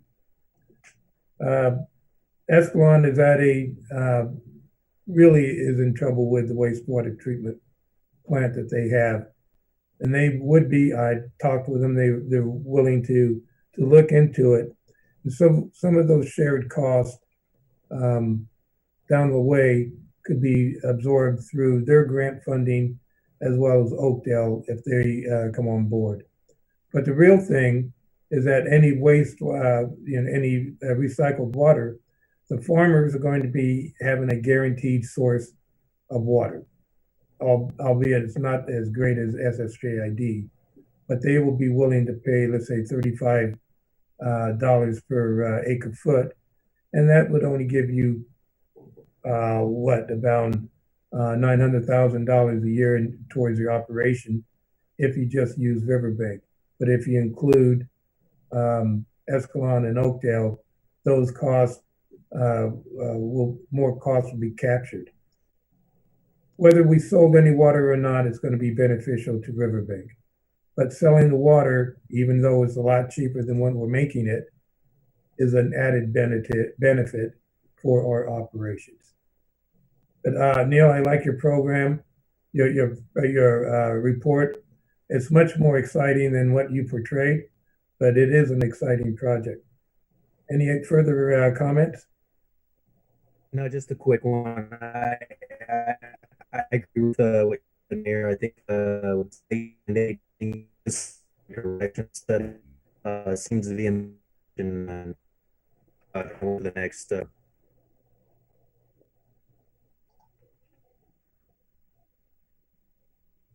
Okay, Vice Mayor, try that again. You were just really jittery. Yeah, no worries. I'll just I'll speak a little bit slower to the internet lag connection here. And the concern you brought up, the state's mandating this, so we have. It looks like we're in the right direction, and I just look forward to the.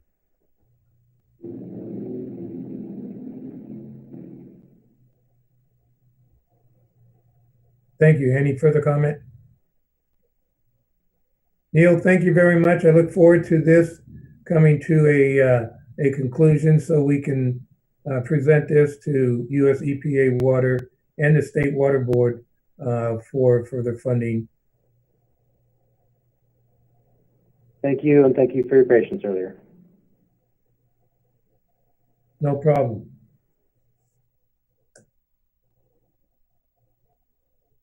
Item 6.3, a resolution authorizing the approval of a sub-recipient agreement between the City of Riverbank and County of Stanislaus for the Community Development Block Grant Program for fiscal year 2020-2021. Thank you, Mayor. Our sit-in city clerk and assistant city manager is going to take this item. Good morning. Well, good evening, Mayor and City Council members.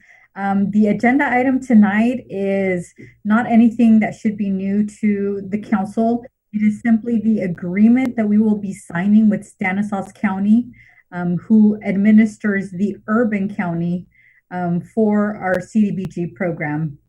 As you might recall, last year, the City Council made the decision to become a member of the urban county, thereby entitling us to an annual allocation of CDBG funds. HUD, which is the Housing and Urban Development Department, uses a poverty and population formula in order to calculate these funds.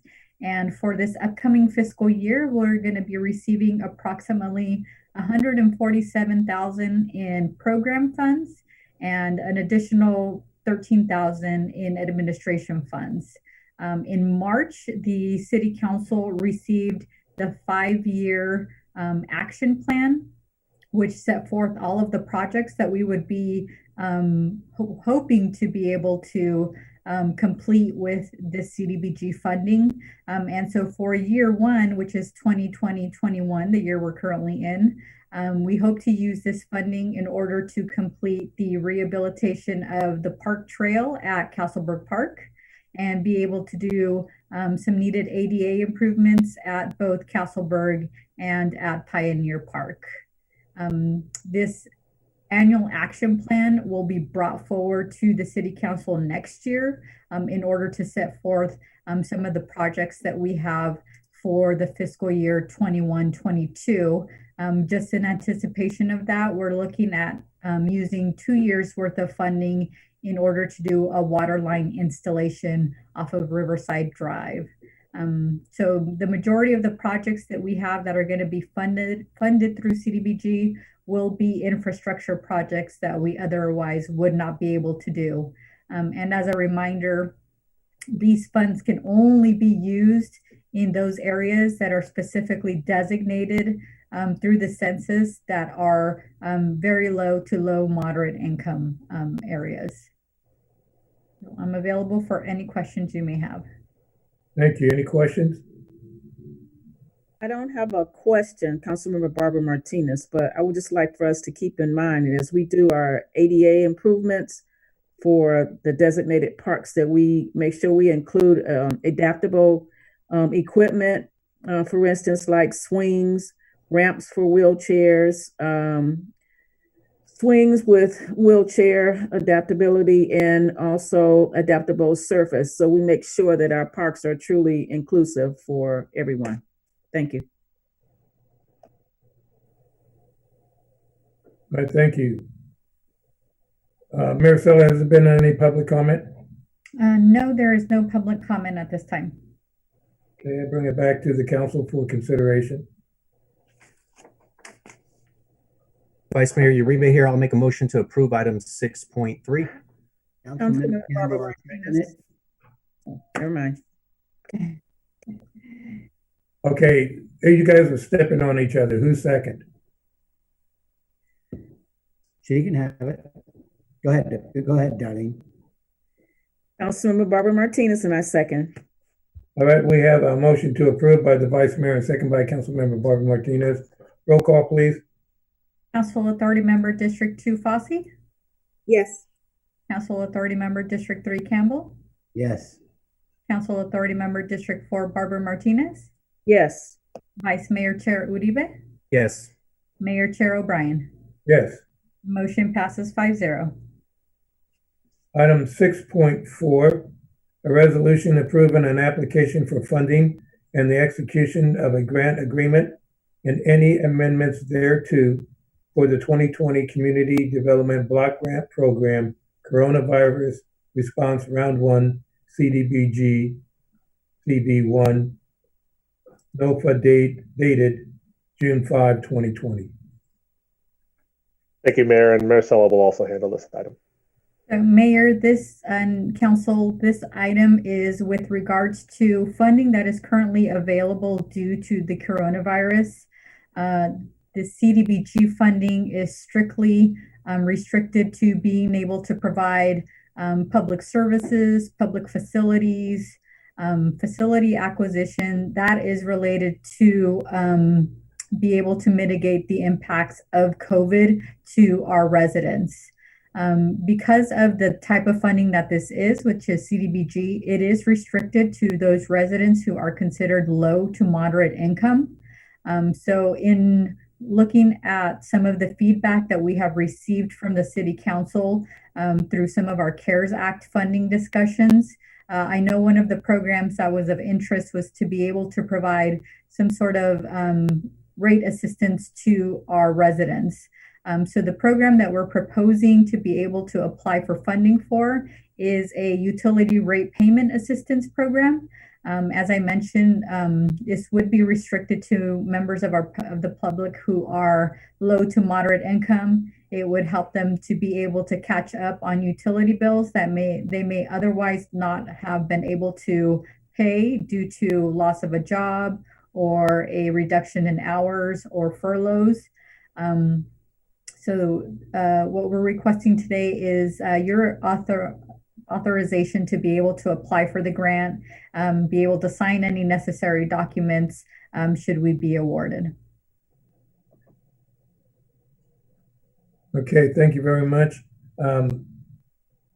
Is there a capability or feasibility of doing some rent assistance too for those who are falling behind because of a loss of a job, or is that the eviction moratorium preventing us from doing anything like that? I don't think the eviction moratorium is necessarily stopping us from providing that service. Basically, what that is doing is offering our residents the ability to, if they fall behind, that they just won't get evicted. But obviously, if that moratorium is lifted, they're going to find themselves in the difficult position of having to pay probably several months of rent if they have been unable to do that all at one time. So I didn't see any restrictions regarding limiting that to or not being able to provide that particular service. So we can certainly add utility/rental assistance program to the application. Okay. Any discussion on that, council? No disagreement here on that. Anyone else from the council have a comment, question? Seeing none, Mayor Sella, do we have any public comment? I see nobody raising their hand wishing to speak. All right. I bring it back to the council for consideration of item 6.4. This is Councilmember Barbara Martinez. I make a motion we approve item 6.4. Councilmember Cindy Fossey, and I second that. We have a motion to approve item 6.4 by Councilmember Barbara Martinez and a second by Councilmember Fossey. Roll call, please. Council Authority Member District 2 Fossey. Yes. Council Authority Member District 3 Campbell. Yes. Council Authority Member District 4 Barbara Martinez. Yes. Vice Mayor Chair Uribe. Yes. Mayor Chair O'Brien. Yes. Motion passes 5-0. And Mayor, not to interrupt you, but we did not do public business from the floor yet. Oh, you know, you can slam me at the beginning of the meeting, not in the middle. Sorry. I'm going to hold public comment for the end. We're on a roll. I am. We had such a difficult time with item 1.1. Item 6.5, a resolution authorizing up to $90,000 in budgetary authority to initiate design engineering for the sewer collection capacity upgrade on Roselle and Crawford Crossroads West development. Thank you very much, Mr. Mayor. In early 2019, the City Council approved the annexation of the Crossroads West specific plan, as you all are well aware since you approved it. The approval included a development agreement as well for the commercial portion of the project. In August of 19, the council approved development agreements and preliminary maps for the residential portions of Crossroads West. And since that time, developers have been working to coordinate the kickoff of the first phases of the project. A large portion of that coordination includes working with the city to make sure that all of the backbone infrastructure needed for this development is moving forward. In this case, the most important ones that we need to solve for the first phases of the project are sewer first, and then eventually down the road, water services. Along these lines, the developer has requested the city consider taking the lead on the design improvements for Crossroads West offsite wastewater phase 1 improvements. So in simple terms, essentially what has occurred when Crossroads West was originally constructed, a mistake was made with regard to the appropriate sizing of the pipe that runs along Crawford Road to Roselle. And there's a lift station, a sewer lift station, where essentially the sewer water is collected and lifted up, and then it by gravity runs down north on Roselle and eventually makes its way into other lift stations, which take it to the plant. There's long been a problem, and the mayor and I have talked about this quite a bit for many years with the Roselle lift station, and the capacity that exists along Crawford is insufficient to manage the new residential that's coming in down there. And so it's an improvement that's necessary, especially for the development to move forward. But even if it were some time out, it would still be something we want to get a jump on so that it doesn't slow down projects as they start to come in. And as you know, this housing market is on fire right now. And so now is the time to make sure that we're in position to be ready for those builders that are ready to get going on Crossroads West. So the request in staff's opinion is reasonable.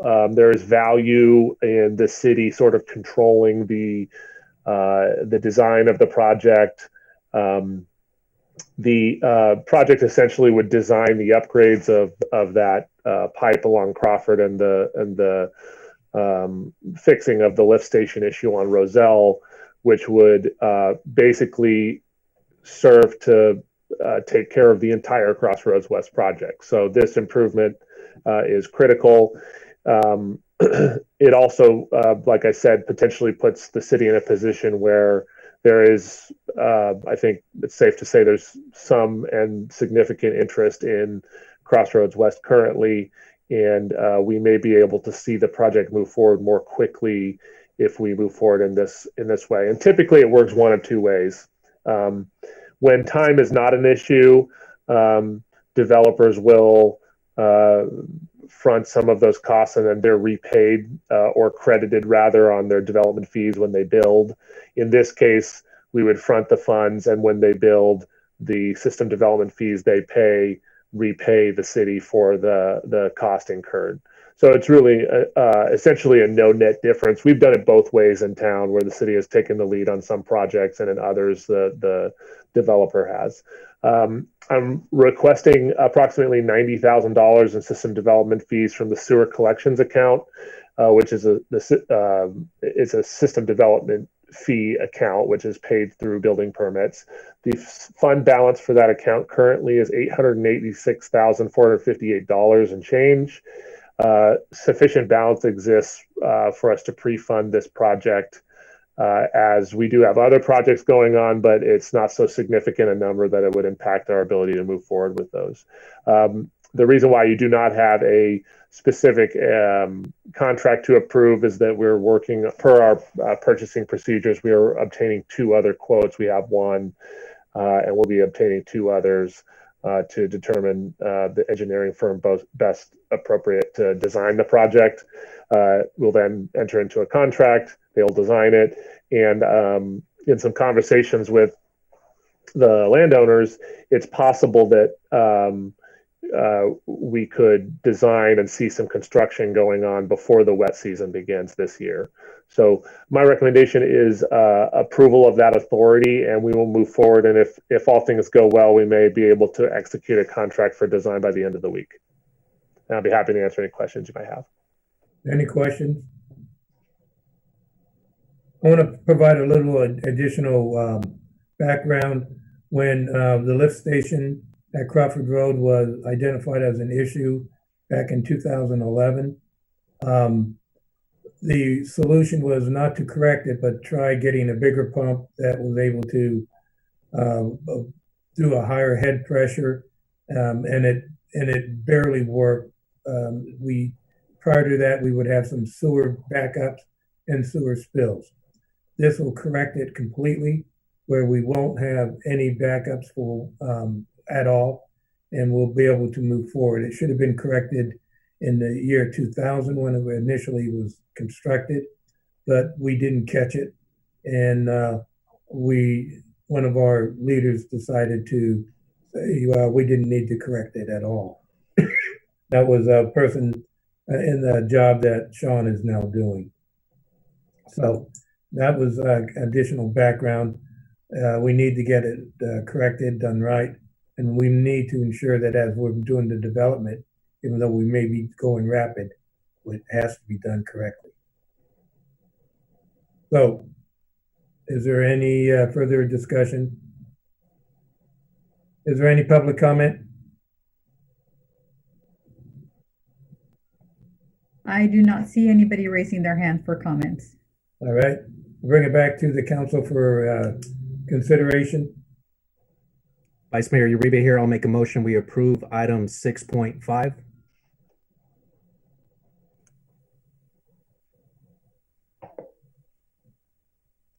Oh, well, I'll be the second. Okay.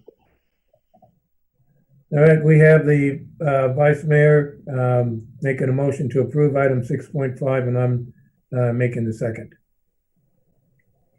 Council Authority Member District 2 Fossey. Yes. Council Authority Member District 3 Campbell. Yes. Council Authority Member District 4 Barbara Martinez. Yes. Vice Mayor Chair Uribe. Yes. Mayor Chair O'Brien. Yes. Motion passes 5-0. Item 6.6, Riverbank Business Assistant Grant Program Update. Thank you, Mayor, and I'm going to share my screen here because I did something that I'm very proud of, which is I did like a fancy PowerPoint with a cool graphic, because you know I always do the basic template ones. Hey, Sean, I need to recuse myself, so will you text me when I can come back in? Yes, and we're also, Darlene, going to try to place your Zoom account on hold, so I'll send you a text once we're done. Okay, well, that worked. Okay, so Maricel and I have been working along with Opportunity Stanislaus and Final Cut Media to create and stand up in quick order the Riverbank Business Assistance Program. Initially, when she and I talked about it, it didn't seem really that complicated, but as you get into it and think about how are you going to do it so it's fair and that people have access to it and you get the most possible interest, we realized there was a little more work than we thought. But nonetheless, we moved very quickly. We have applications ready in draft form. We have our general scoring matrix. I'm going to step you through kind of how we think it's going to work. And this item is really intended for you all to give me a little feedback regarding the things that you think should be more emphasized or less emphasized. So as I said, general direction was given by the council to allocate $250,000 for business assistance program in Riverbank. We have agreed to a partnership with Opportunity Stanislaus for development, creation, screening, and base administration of the grant program. They have done a really good job so far. Literally, we asked them, I think, on like a Friday, and by Tuesday, they had already created things for us to review. So we really appreciate that. We are in the process of developing application materials, scoring criteria, evaluation and award process. And then we've partnered with Final Cut Media and Modesto to develop a standalone website, separate of our website, that people can go to. That'll be in both English and Spanish, and you can submit everything you need if you want one of these grants online. We will also take paper applications, but we really want to try to push people to that because it's a little more efficient and easier, especially during COVID. Here's the general process. Applications will be made available to Riverbank businesses. Our target date to be live is the day after Labor Day. Once application is complete, Opportunity Stanislaus will screen applications for completeness, and they'll perform a data analysis of the business requesting funds. So they have access to data about how the business is doing, how many people they're employing, whether they are a business that is around 6 or 7 other exact same businesses, all types of useful information for review. Qualifying applications, so they're going to have to do an application, submit financials, submit a plan of how they choose to use their grant funds, all that info. Once that's completed and it's certified, they're going to send those over to the city of Riverbank. our concept has been to create a grant review committee, and it may be 5 manager level staff and maybe 4. We're still working on who we're going to tap to help us with this. They will review and score the applications based on specific criteria, which I'll talk about in just a second. The reason that we think that this is the best way to go is there's 2 reasons. One is we have experience doing it. So Maricela and I and a couple other staff people sit on a city housing loan committee. So when someone wants a first-time home buyer's loan or rehab loan, we form a little committee meeting and we sit down and review the application, and each one of us gives an opinion on whether we think we should fund or not. And it allows not one person to make the decision. It removes any politics from the process, and it allows us to keep the decisions as objective as possible. So there's no shoulder tapping or anything like that going on. The highest scoring applications are selected for funding, and then we'll issue them letters of award and their check. And then we're going to retain the opportunity to audit businesses to make sure that funds are used in accordance with the CARES Act guidelines. And if funds are used appropriately, it's obviously considered a grant and not repayable to the city of Riverbank. So so long as, business owners aren't getting $15,000 and going and purchasing themselves a new Corvette or RV or something, they follow the guidelines of the CARES Act, this can go a long way to hopefully keeping their business afloat. Here's some other criteria I'm going to just sort of touch on, and we can come back to it if you'd like. And then I'm going to talk about what we're going to give some more priority to, but we're going to assign point value on various important criteria. So obviously positive point values to businesses that experience the longest business interruptions due to COVID. Some businesses were closed for a month. As you know, salons are the best example. They've essentially been closed more or less the whole time. They got to open for a real little period of time and then basically shut right back down. And so we feel that we really want to focus the funding on those businesses that have had the worst impact as a result of closures.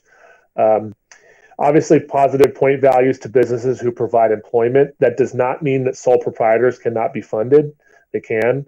You will get a little more points if you provide employment for obvious reasons. Positive point values to businesses who have physical commercial locations in Riverbank, storefronts, etc. I think that's sort of important. We have many people that run businesses out of their home here in Riverbank, and many of those folks have been able to generally continue working. When you've invested in a space, like for example in the downtown, and you're having to close, obviously that's an increased impact that we want to give some deference to. Obviously, positive point value to businesses who have not been cited for violation of the state order. If they've been following the rules and guidelines, we feel like they've tried to comply, even though it's going to hurt their pocketbook. It has. Preference given to businesses who have not been funded by other similar programs. So we're really trying to find those businesses that maybe didn't get county funding, maybe they weren't selected for the PPP program through the feds. That will give a little extra deference to them. And then this isn't a scoring criteria, but it's a qualification criteria that the business must have been in operation for 12 consecutive months to be eligible to apply.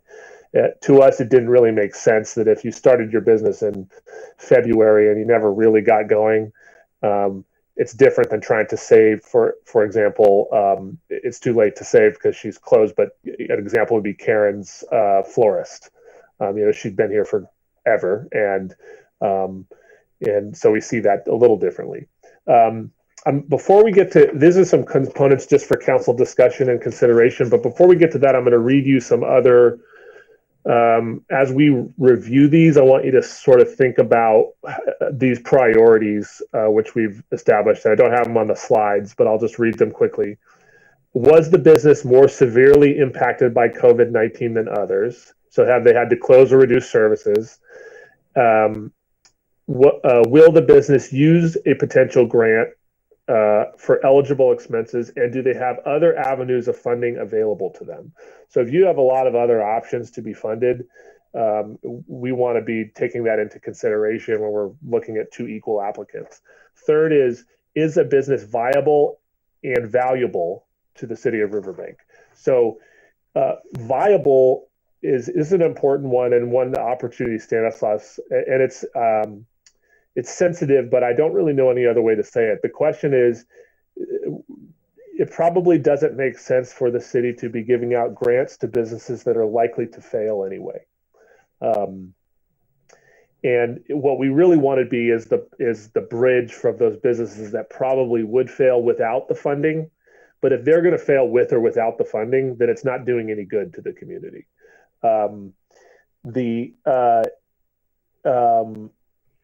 Fourth one is how impactful is the business to the Riverbank residents? This is a qualitative one, but it gives a little bit of ability for us to look at some of these very long-term businesses that have been here a long time, that have over the years and years provided a lot of service to Riverbank. And then did the business prepare a strong application that demonstrates the need for funding? So that's just, have they filled out the paperwork correctly? Have they made a compelling case? And these are all things that help us move the limit one way or the other. We've also discussed trying to apply the council's goals and values and the strategic plan to these applications. So what businesses line up with those as much. And what we're trying to think about is, if you have 4 or 5 that are on the bubble equal to one another, how do you determine who is funded and who is not when you have limited resources? The components I'd like to have a little discussion, or at least a little direction from council on. First is nonprofits. It is generally my opinion that this should be a business-related program. Nonprofits, do qualify under other programs, but the economic engine in Riverbank is small and medium business, and so our recommendation generally would be, since we have limited funds, to keep it to that. Corporate-owned chains, insurance brokers, and financial institutions. The county program disallowed all 3 of these for specific reasons. Actually, interestingly, Opportunity Stanislaus told me today that financial institutions that were part of the issuance of the PPP program got 5% as their fee to administer those loans.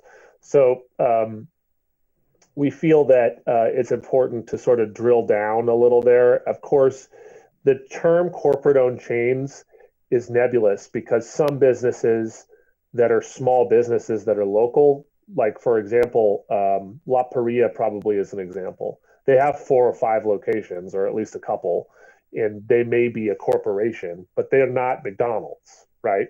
So there's a little room there.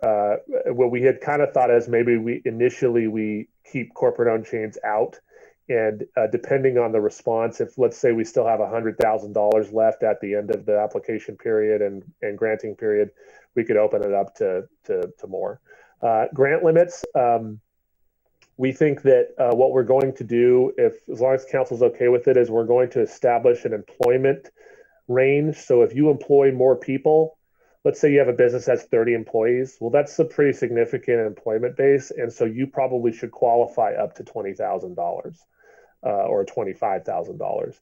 If you are a sole proprietor, you run your own business, but it's just you, probably makes more sense for the city to limit that grant application on the lower end at $10,000 or $15,000. And then if there's any other criteria that I haven't talked about this evening, I'd like to know that so that we can kind of work it in. We appreciate the faith that the council has given and staff to sort of try to create this program, because if we had plenty of time, ideally what we do is we put it all together and bring it back to you through multiple meetings to make sure it's exactly what you want. But the goal you had told me was to get this money out as soon as possible. And so we're just looking for a little guidance, and then we'll take it from there. And I'm happy to answer any questions if you have any. I have some comments. Nonprofits, going through your list here, they do get funding from a lot of other sources. So I think keeping it to people that haven't been able to get other sources is a good idea. Corporate-owned chains, they may be corporate-owned chains, but a lot of them are franchises that the owner only owns that one. I think like the McDonald's and the Burger Kings and those have that. that type of situation. In that case, I think they should be allowed, because unless they're getting some kind of funding from their corporate chain, insurance brokers, financial institutions, I'm not sure on those. I like your idea for the grant limits. I think based on their employee count, I think that's good. We don't want to give too much money out to the small companies because we don't want to overwhelm them, I think. And if it ends up they don't spend it as a grant and they have to pay it back, we don't want to do that. So I think your criteria is really good. Everything else that I've heard is really great. I think you're on the right track. Good job. Vice Mayor Uribe here. So I'll give you guys my first thought, and I might come back for a second one. So for the nonprofits, so the county just put out that they were going to put in about $2 million specifically just for nonprofits. So as far as where they rank, if there's money at the very end, you know, we can consider it then. Same thing with the corporate-owned chains, that entire list there, insurance brokers, financial institutions. The grant limits, so if I'm just doing basic math here, if we do the 250,000 and you divide it by the 20,000, we could be in a situation where we're only helping like 12 businesses. So maybe we can dropping the bottom end on the instead of 10, maybe go down to like 3 to 5 or something like that. I would just hate to get into a situation where we only helped out like 12 businesses. I do want this to spread out as much as we can, because it did impact a lot of people. So, and as far as severity and the grant use, all the other criteria that you want us to consider, I think I'll get back to you on that. Let me think about that one a little bit more. I have comments on the nonprofits. Depending on what type of nonprofit you are, I know of one that is solely dependent upon donations from the public, gets no government funding, if nothing frees up by May of next year, its 74-year history is gone. Corporate chains, again, I like the way, do it by the need of the individuals that are running the franchises. The funding should be up to $20,000. Don't give it a minimum. Some companies businesses may only need $1,000 just to make it through until the county reopens up, probably next week. So, and since you're going to do it after Labor Day, I'm sure the governor is holding off until after Labor Day to free up counties.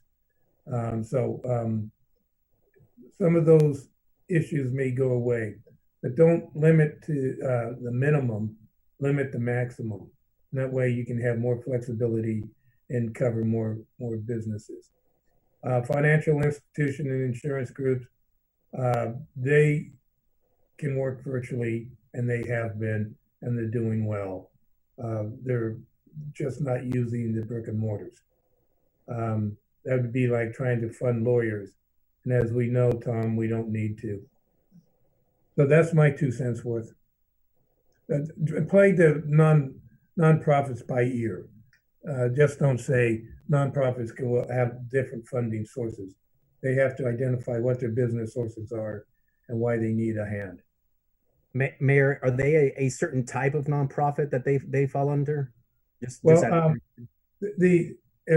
Nonprofits has the opportunities to get government grants, government funding, but that is a whole new different paper trail that you have to report on, and you have to have hire individuals specifically to manage the government grants, federal governments especially.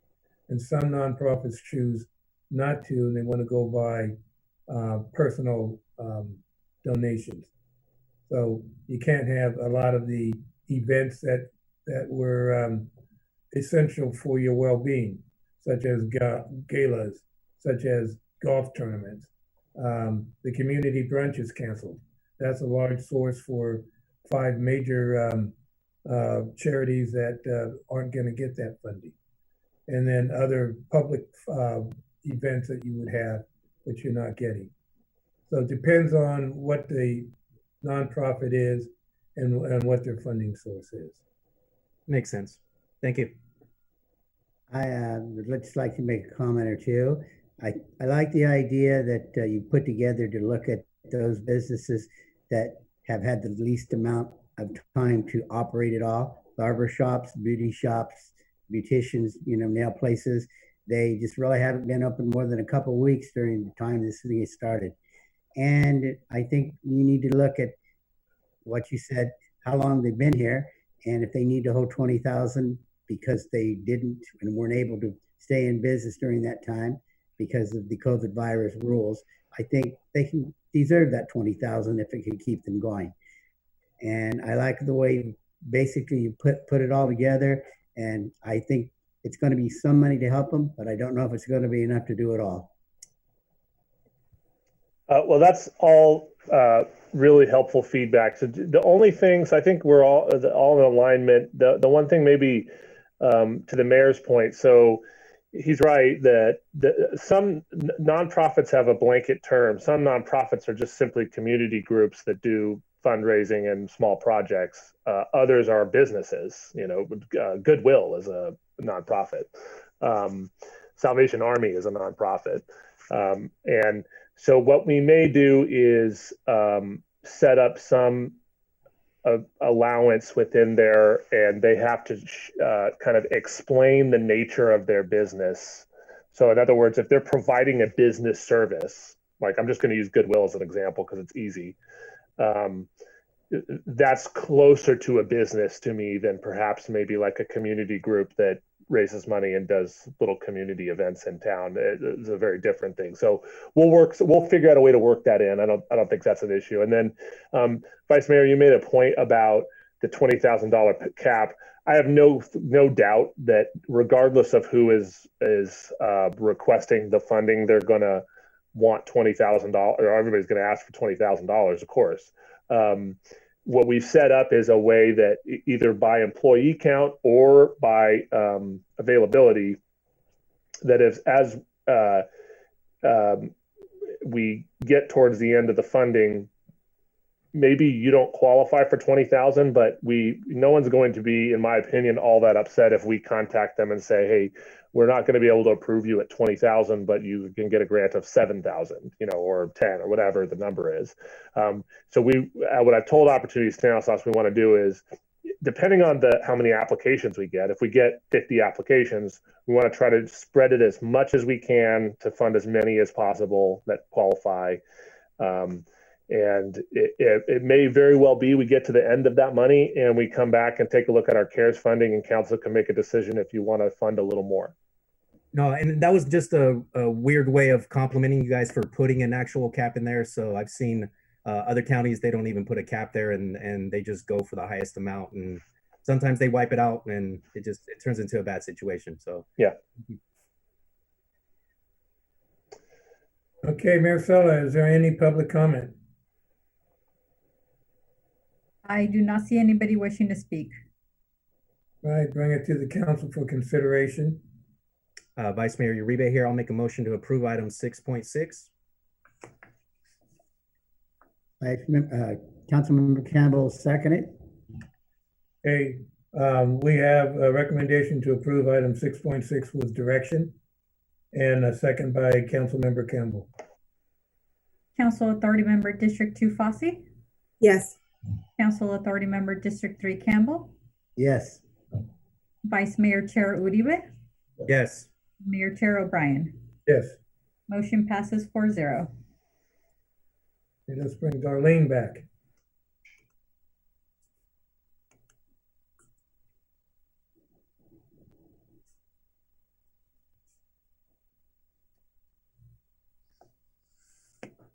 Welcome back, Darlene. I'm here.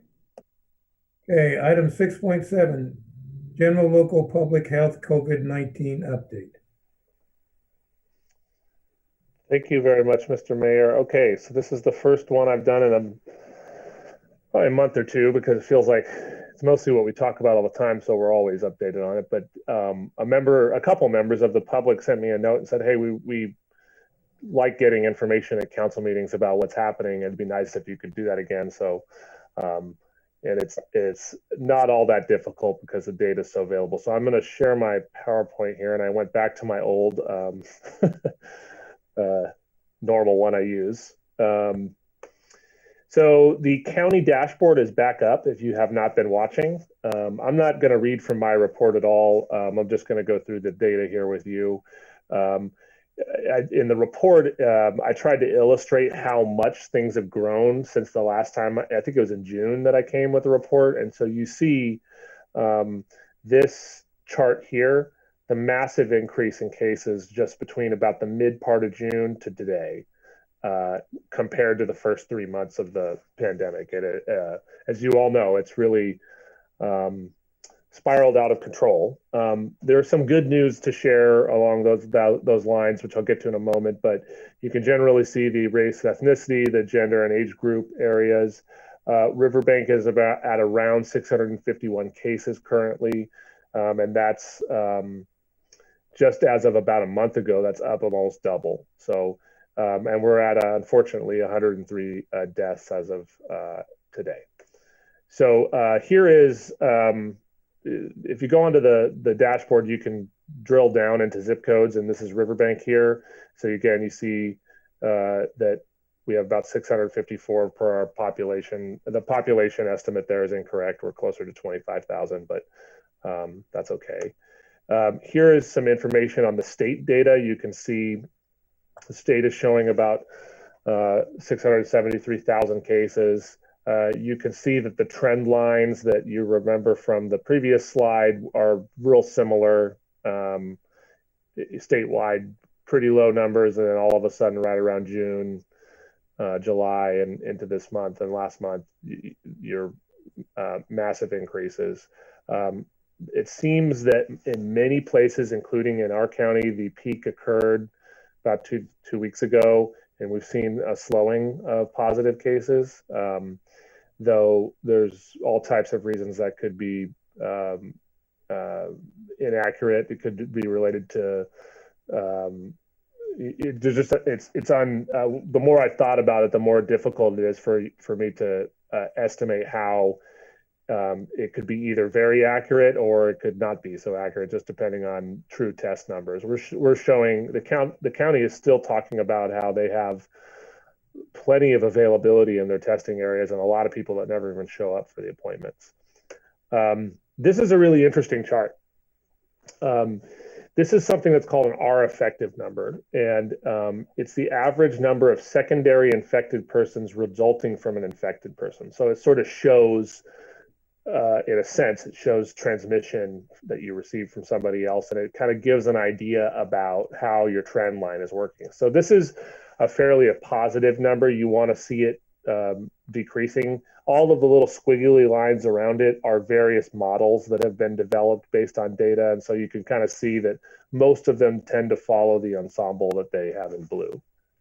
This is Stanislaus's R effective line, and you can see that in June all the way through July, and you can see the Harvard model shows a peak in July, and then you see a kind of a slow, but not a precipitous, just a sort of slow decline in cases there. Here is the county dashboard as it relates to our variants and what we're going to need to open.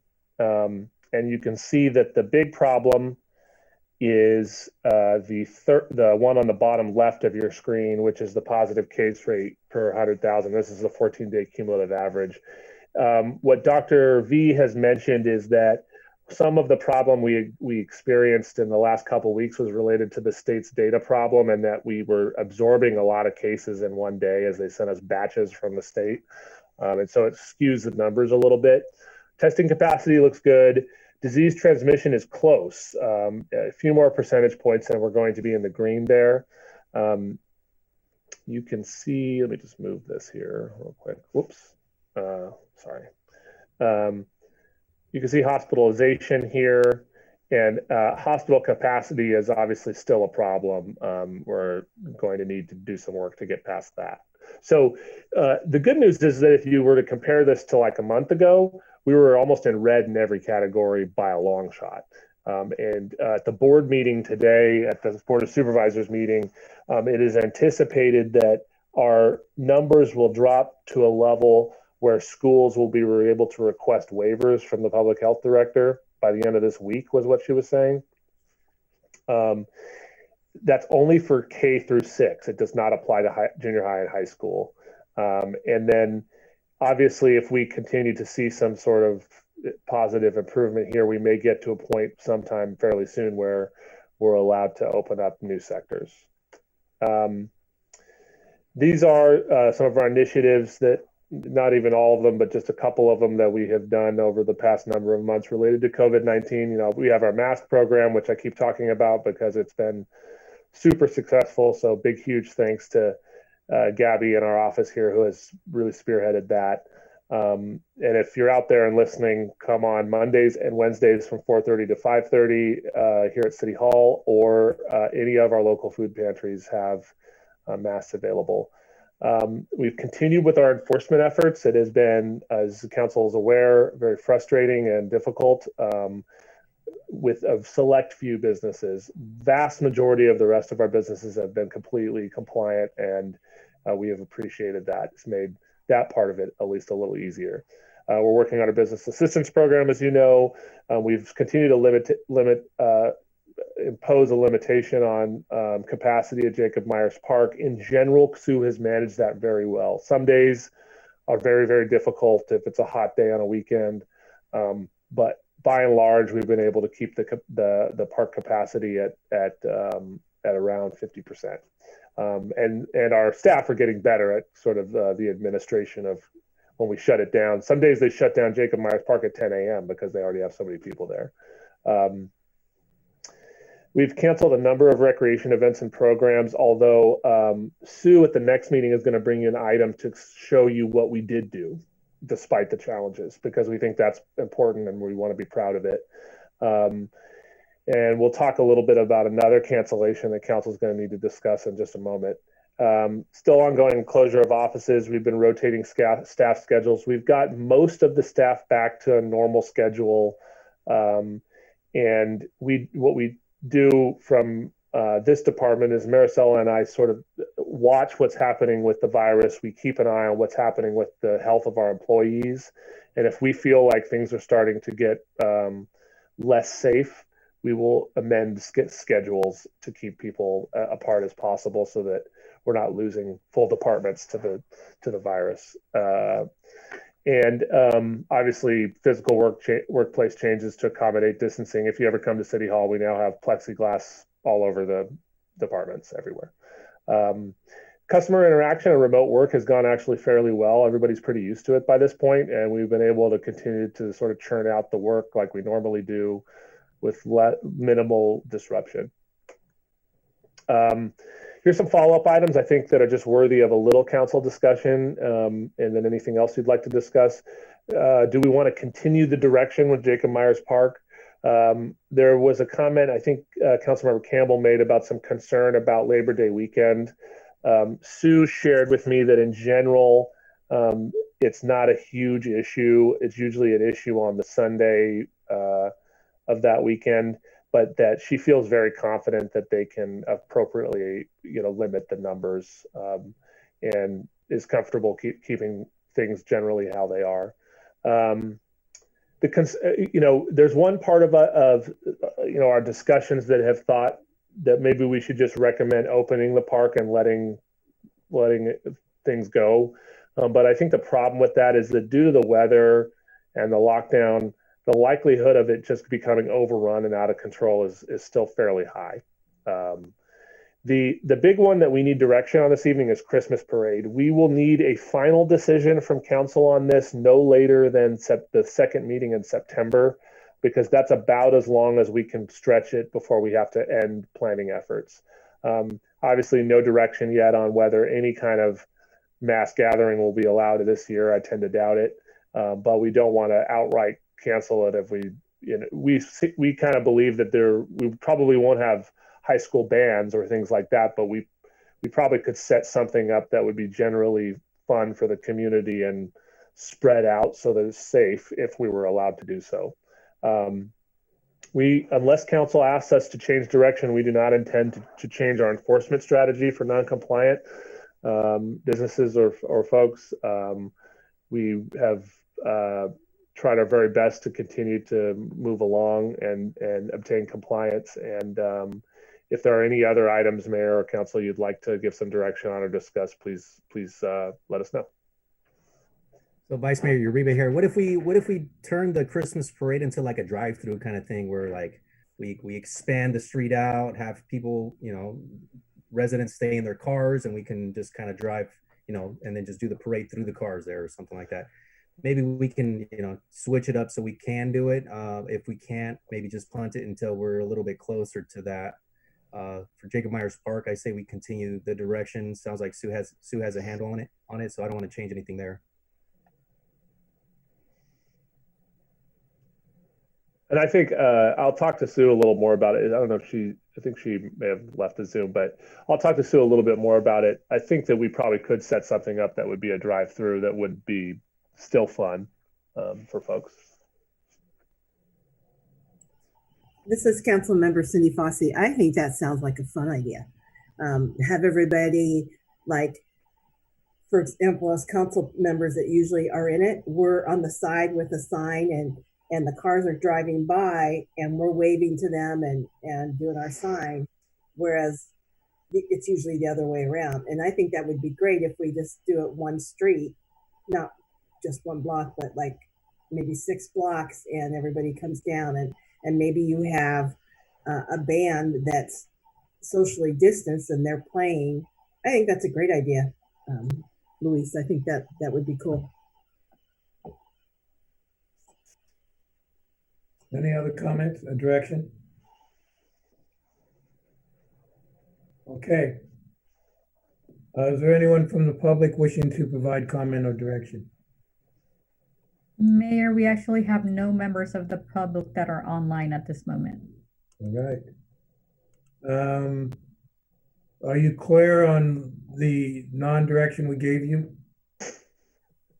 I think I hear you. Yes.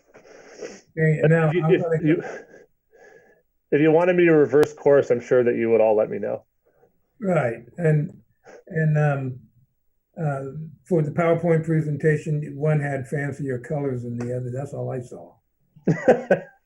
Sue is actually still on the line, if she had any comments. All right, no further. Let's move to public comment.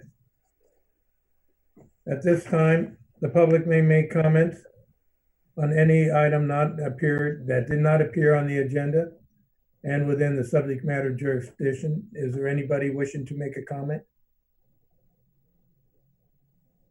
Mayor, we currently have no members of the public online. All right. Okay, moving on to item 7. Staff comments. Thank you, Mayor. Only one comment, and I hesitate to say it because I'm just going to say it. The sign, the long-awaited sign, you'll notice that there's a really great pole that has been established over there, and there is the foundation has been completed, the electrical has been completed, and I'm told by the sign company as of yesterday that they plan to install the sign Thursday, and it will go live Friday with ads, and you will see 2 ads from the city of Riverbank in addition to the private ads on there. One will just be a welcome to Riverbank, and one will be a COVID advisory that reminds people to wash their hands and wear a mask. Both will be in English and in Spanish. Thank you. No other staff comments? None this evening. All right. Item 7.2, Councilmember Fossey, please. Thank you. I don't have really any comments. The only thing I want to encourage everybody to do is to continue what they're doing to protect themselves and the community from COVID. Wear your mask, wash your hands, and stay distanced. We're doing our part. Numbers are going down, and hopefully within the next month, we will be able to have our kids back in school, which is my goal. Those parents that have kids, that's their goal too, I'm sure. But keep up the good work. Numbers are going down. Councilmember Campbell. When Sean mentioned to me that the sign was finally going to be there, I said, I'll supply the bottle of champagne to christen it. So I just can't wait to do that. I'm going to be happy to see it. And I also want everybody to remind everybody that Labor Day, although it's a holiday, we still have to follow the rules for COVID-19, because it seems like every holiday we've had this summer, we've had a significant jump in cases 3 or 4 weeks later. Everybody have a good holiday. Councilmember Barbara Martinez, please. I'd like to give a big thank you to Kathleen and Laura for making our public work bids online, especially since there is no cost to the city. This will make the bidding process for our vendors much easier. I just want to remind people that since we have our extreme temperatures going on still, that our Riverbank Public Library is a cooling center, and it's open Tuesday to Thursdays, 12 to 6, and Fridays from 11 to 5 p.m. if needed. And remember that your actions can save lives, and I'm talking about wearing your mask. And then also just to talk about tomorrow, which is August the 26th, is celebrated as Women's Equality Day for the adoption in 1920 of the 19th Amendment to our U.S. Constitution. And this marks 100 years of celebration for the voting rights of women. So we all need to exercise our right to vote, and please encourage everyone you know to vote and to register before October the 19th. And that's it. Thank you. Vice Mayor. Thank you, Mayor. So I'll start off by saying I'm really proud of the community this weekend. The entire community, including businesses, came together to help out some of the victims that were placed at the Holiday Inn Express in the Ramada in Oakdale. There was 54 families at the Holiday Inn and a few others at the Ramada. And a lot of our businesses and the community got together, fundraised and delivered goods on Monday morning at 8 in the morning. As of this morning, what was I trying to say? The evacuation was lifted as of 8 o'clock this morning. So those families have returned home, thankfully. But it was really nice to see the community come together to help out other neighbors going through some tough times. Another announcement, in light of COVID, me and the chief are going to be trying to put together a community drive-through barbecue event for anybody in the city. It's going to be a community barbecue. So if you know anybody that wants to attend, we're hoping to help out anybody less fortunate, anybody that's been affected from either the fires or COVID. It's going to be at Scout Hall on September 4th from 12 to 1 p.m. We are looking for volunteers. And I want to personally thank Chief for spearheading this, and a big thank you to the Tactical Culinary Unit for being in charge of cooking the entire food. And just at the Stanislaus Homeless Alliance meeting, we had the updated pit count number. So if anybody was interested in that, it was for the year 2020, it was 2,107 compared to 1,923 from last year. So just that's all I have for tonight. Thank you.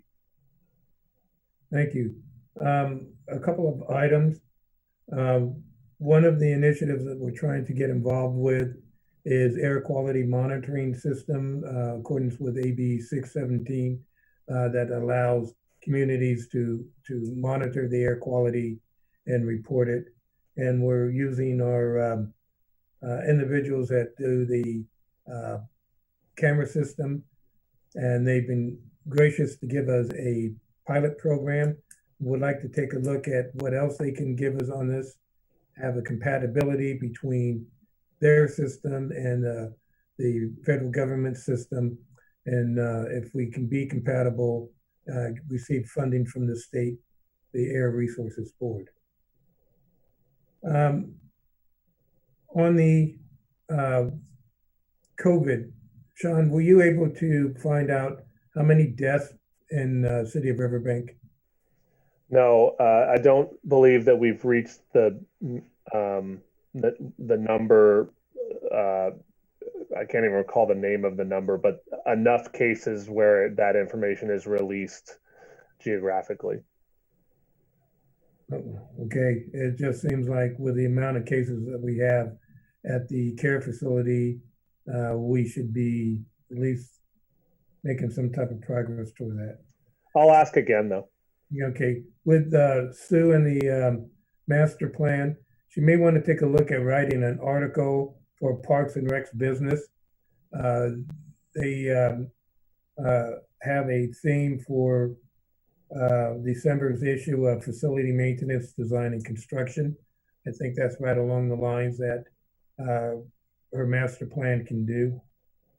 So if they could take a look at that, and along the lines of parking for the those who were evacuated, I think we should take a look at where the homeless are parking.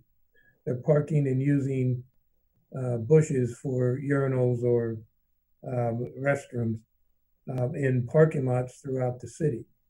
I think that we should take a look at, Sean, getting a certain location with portables or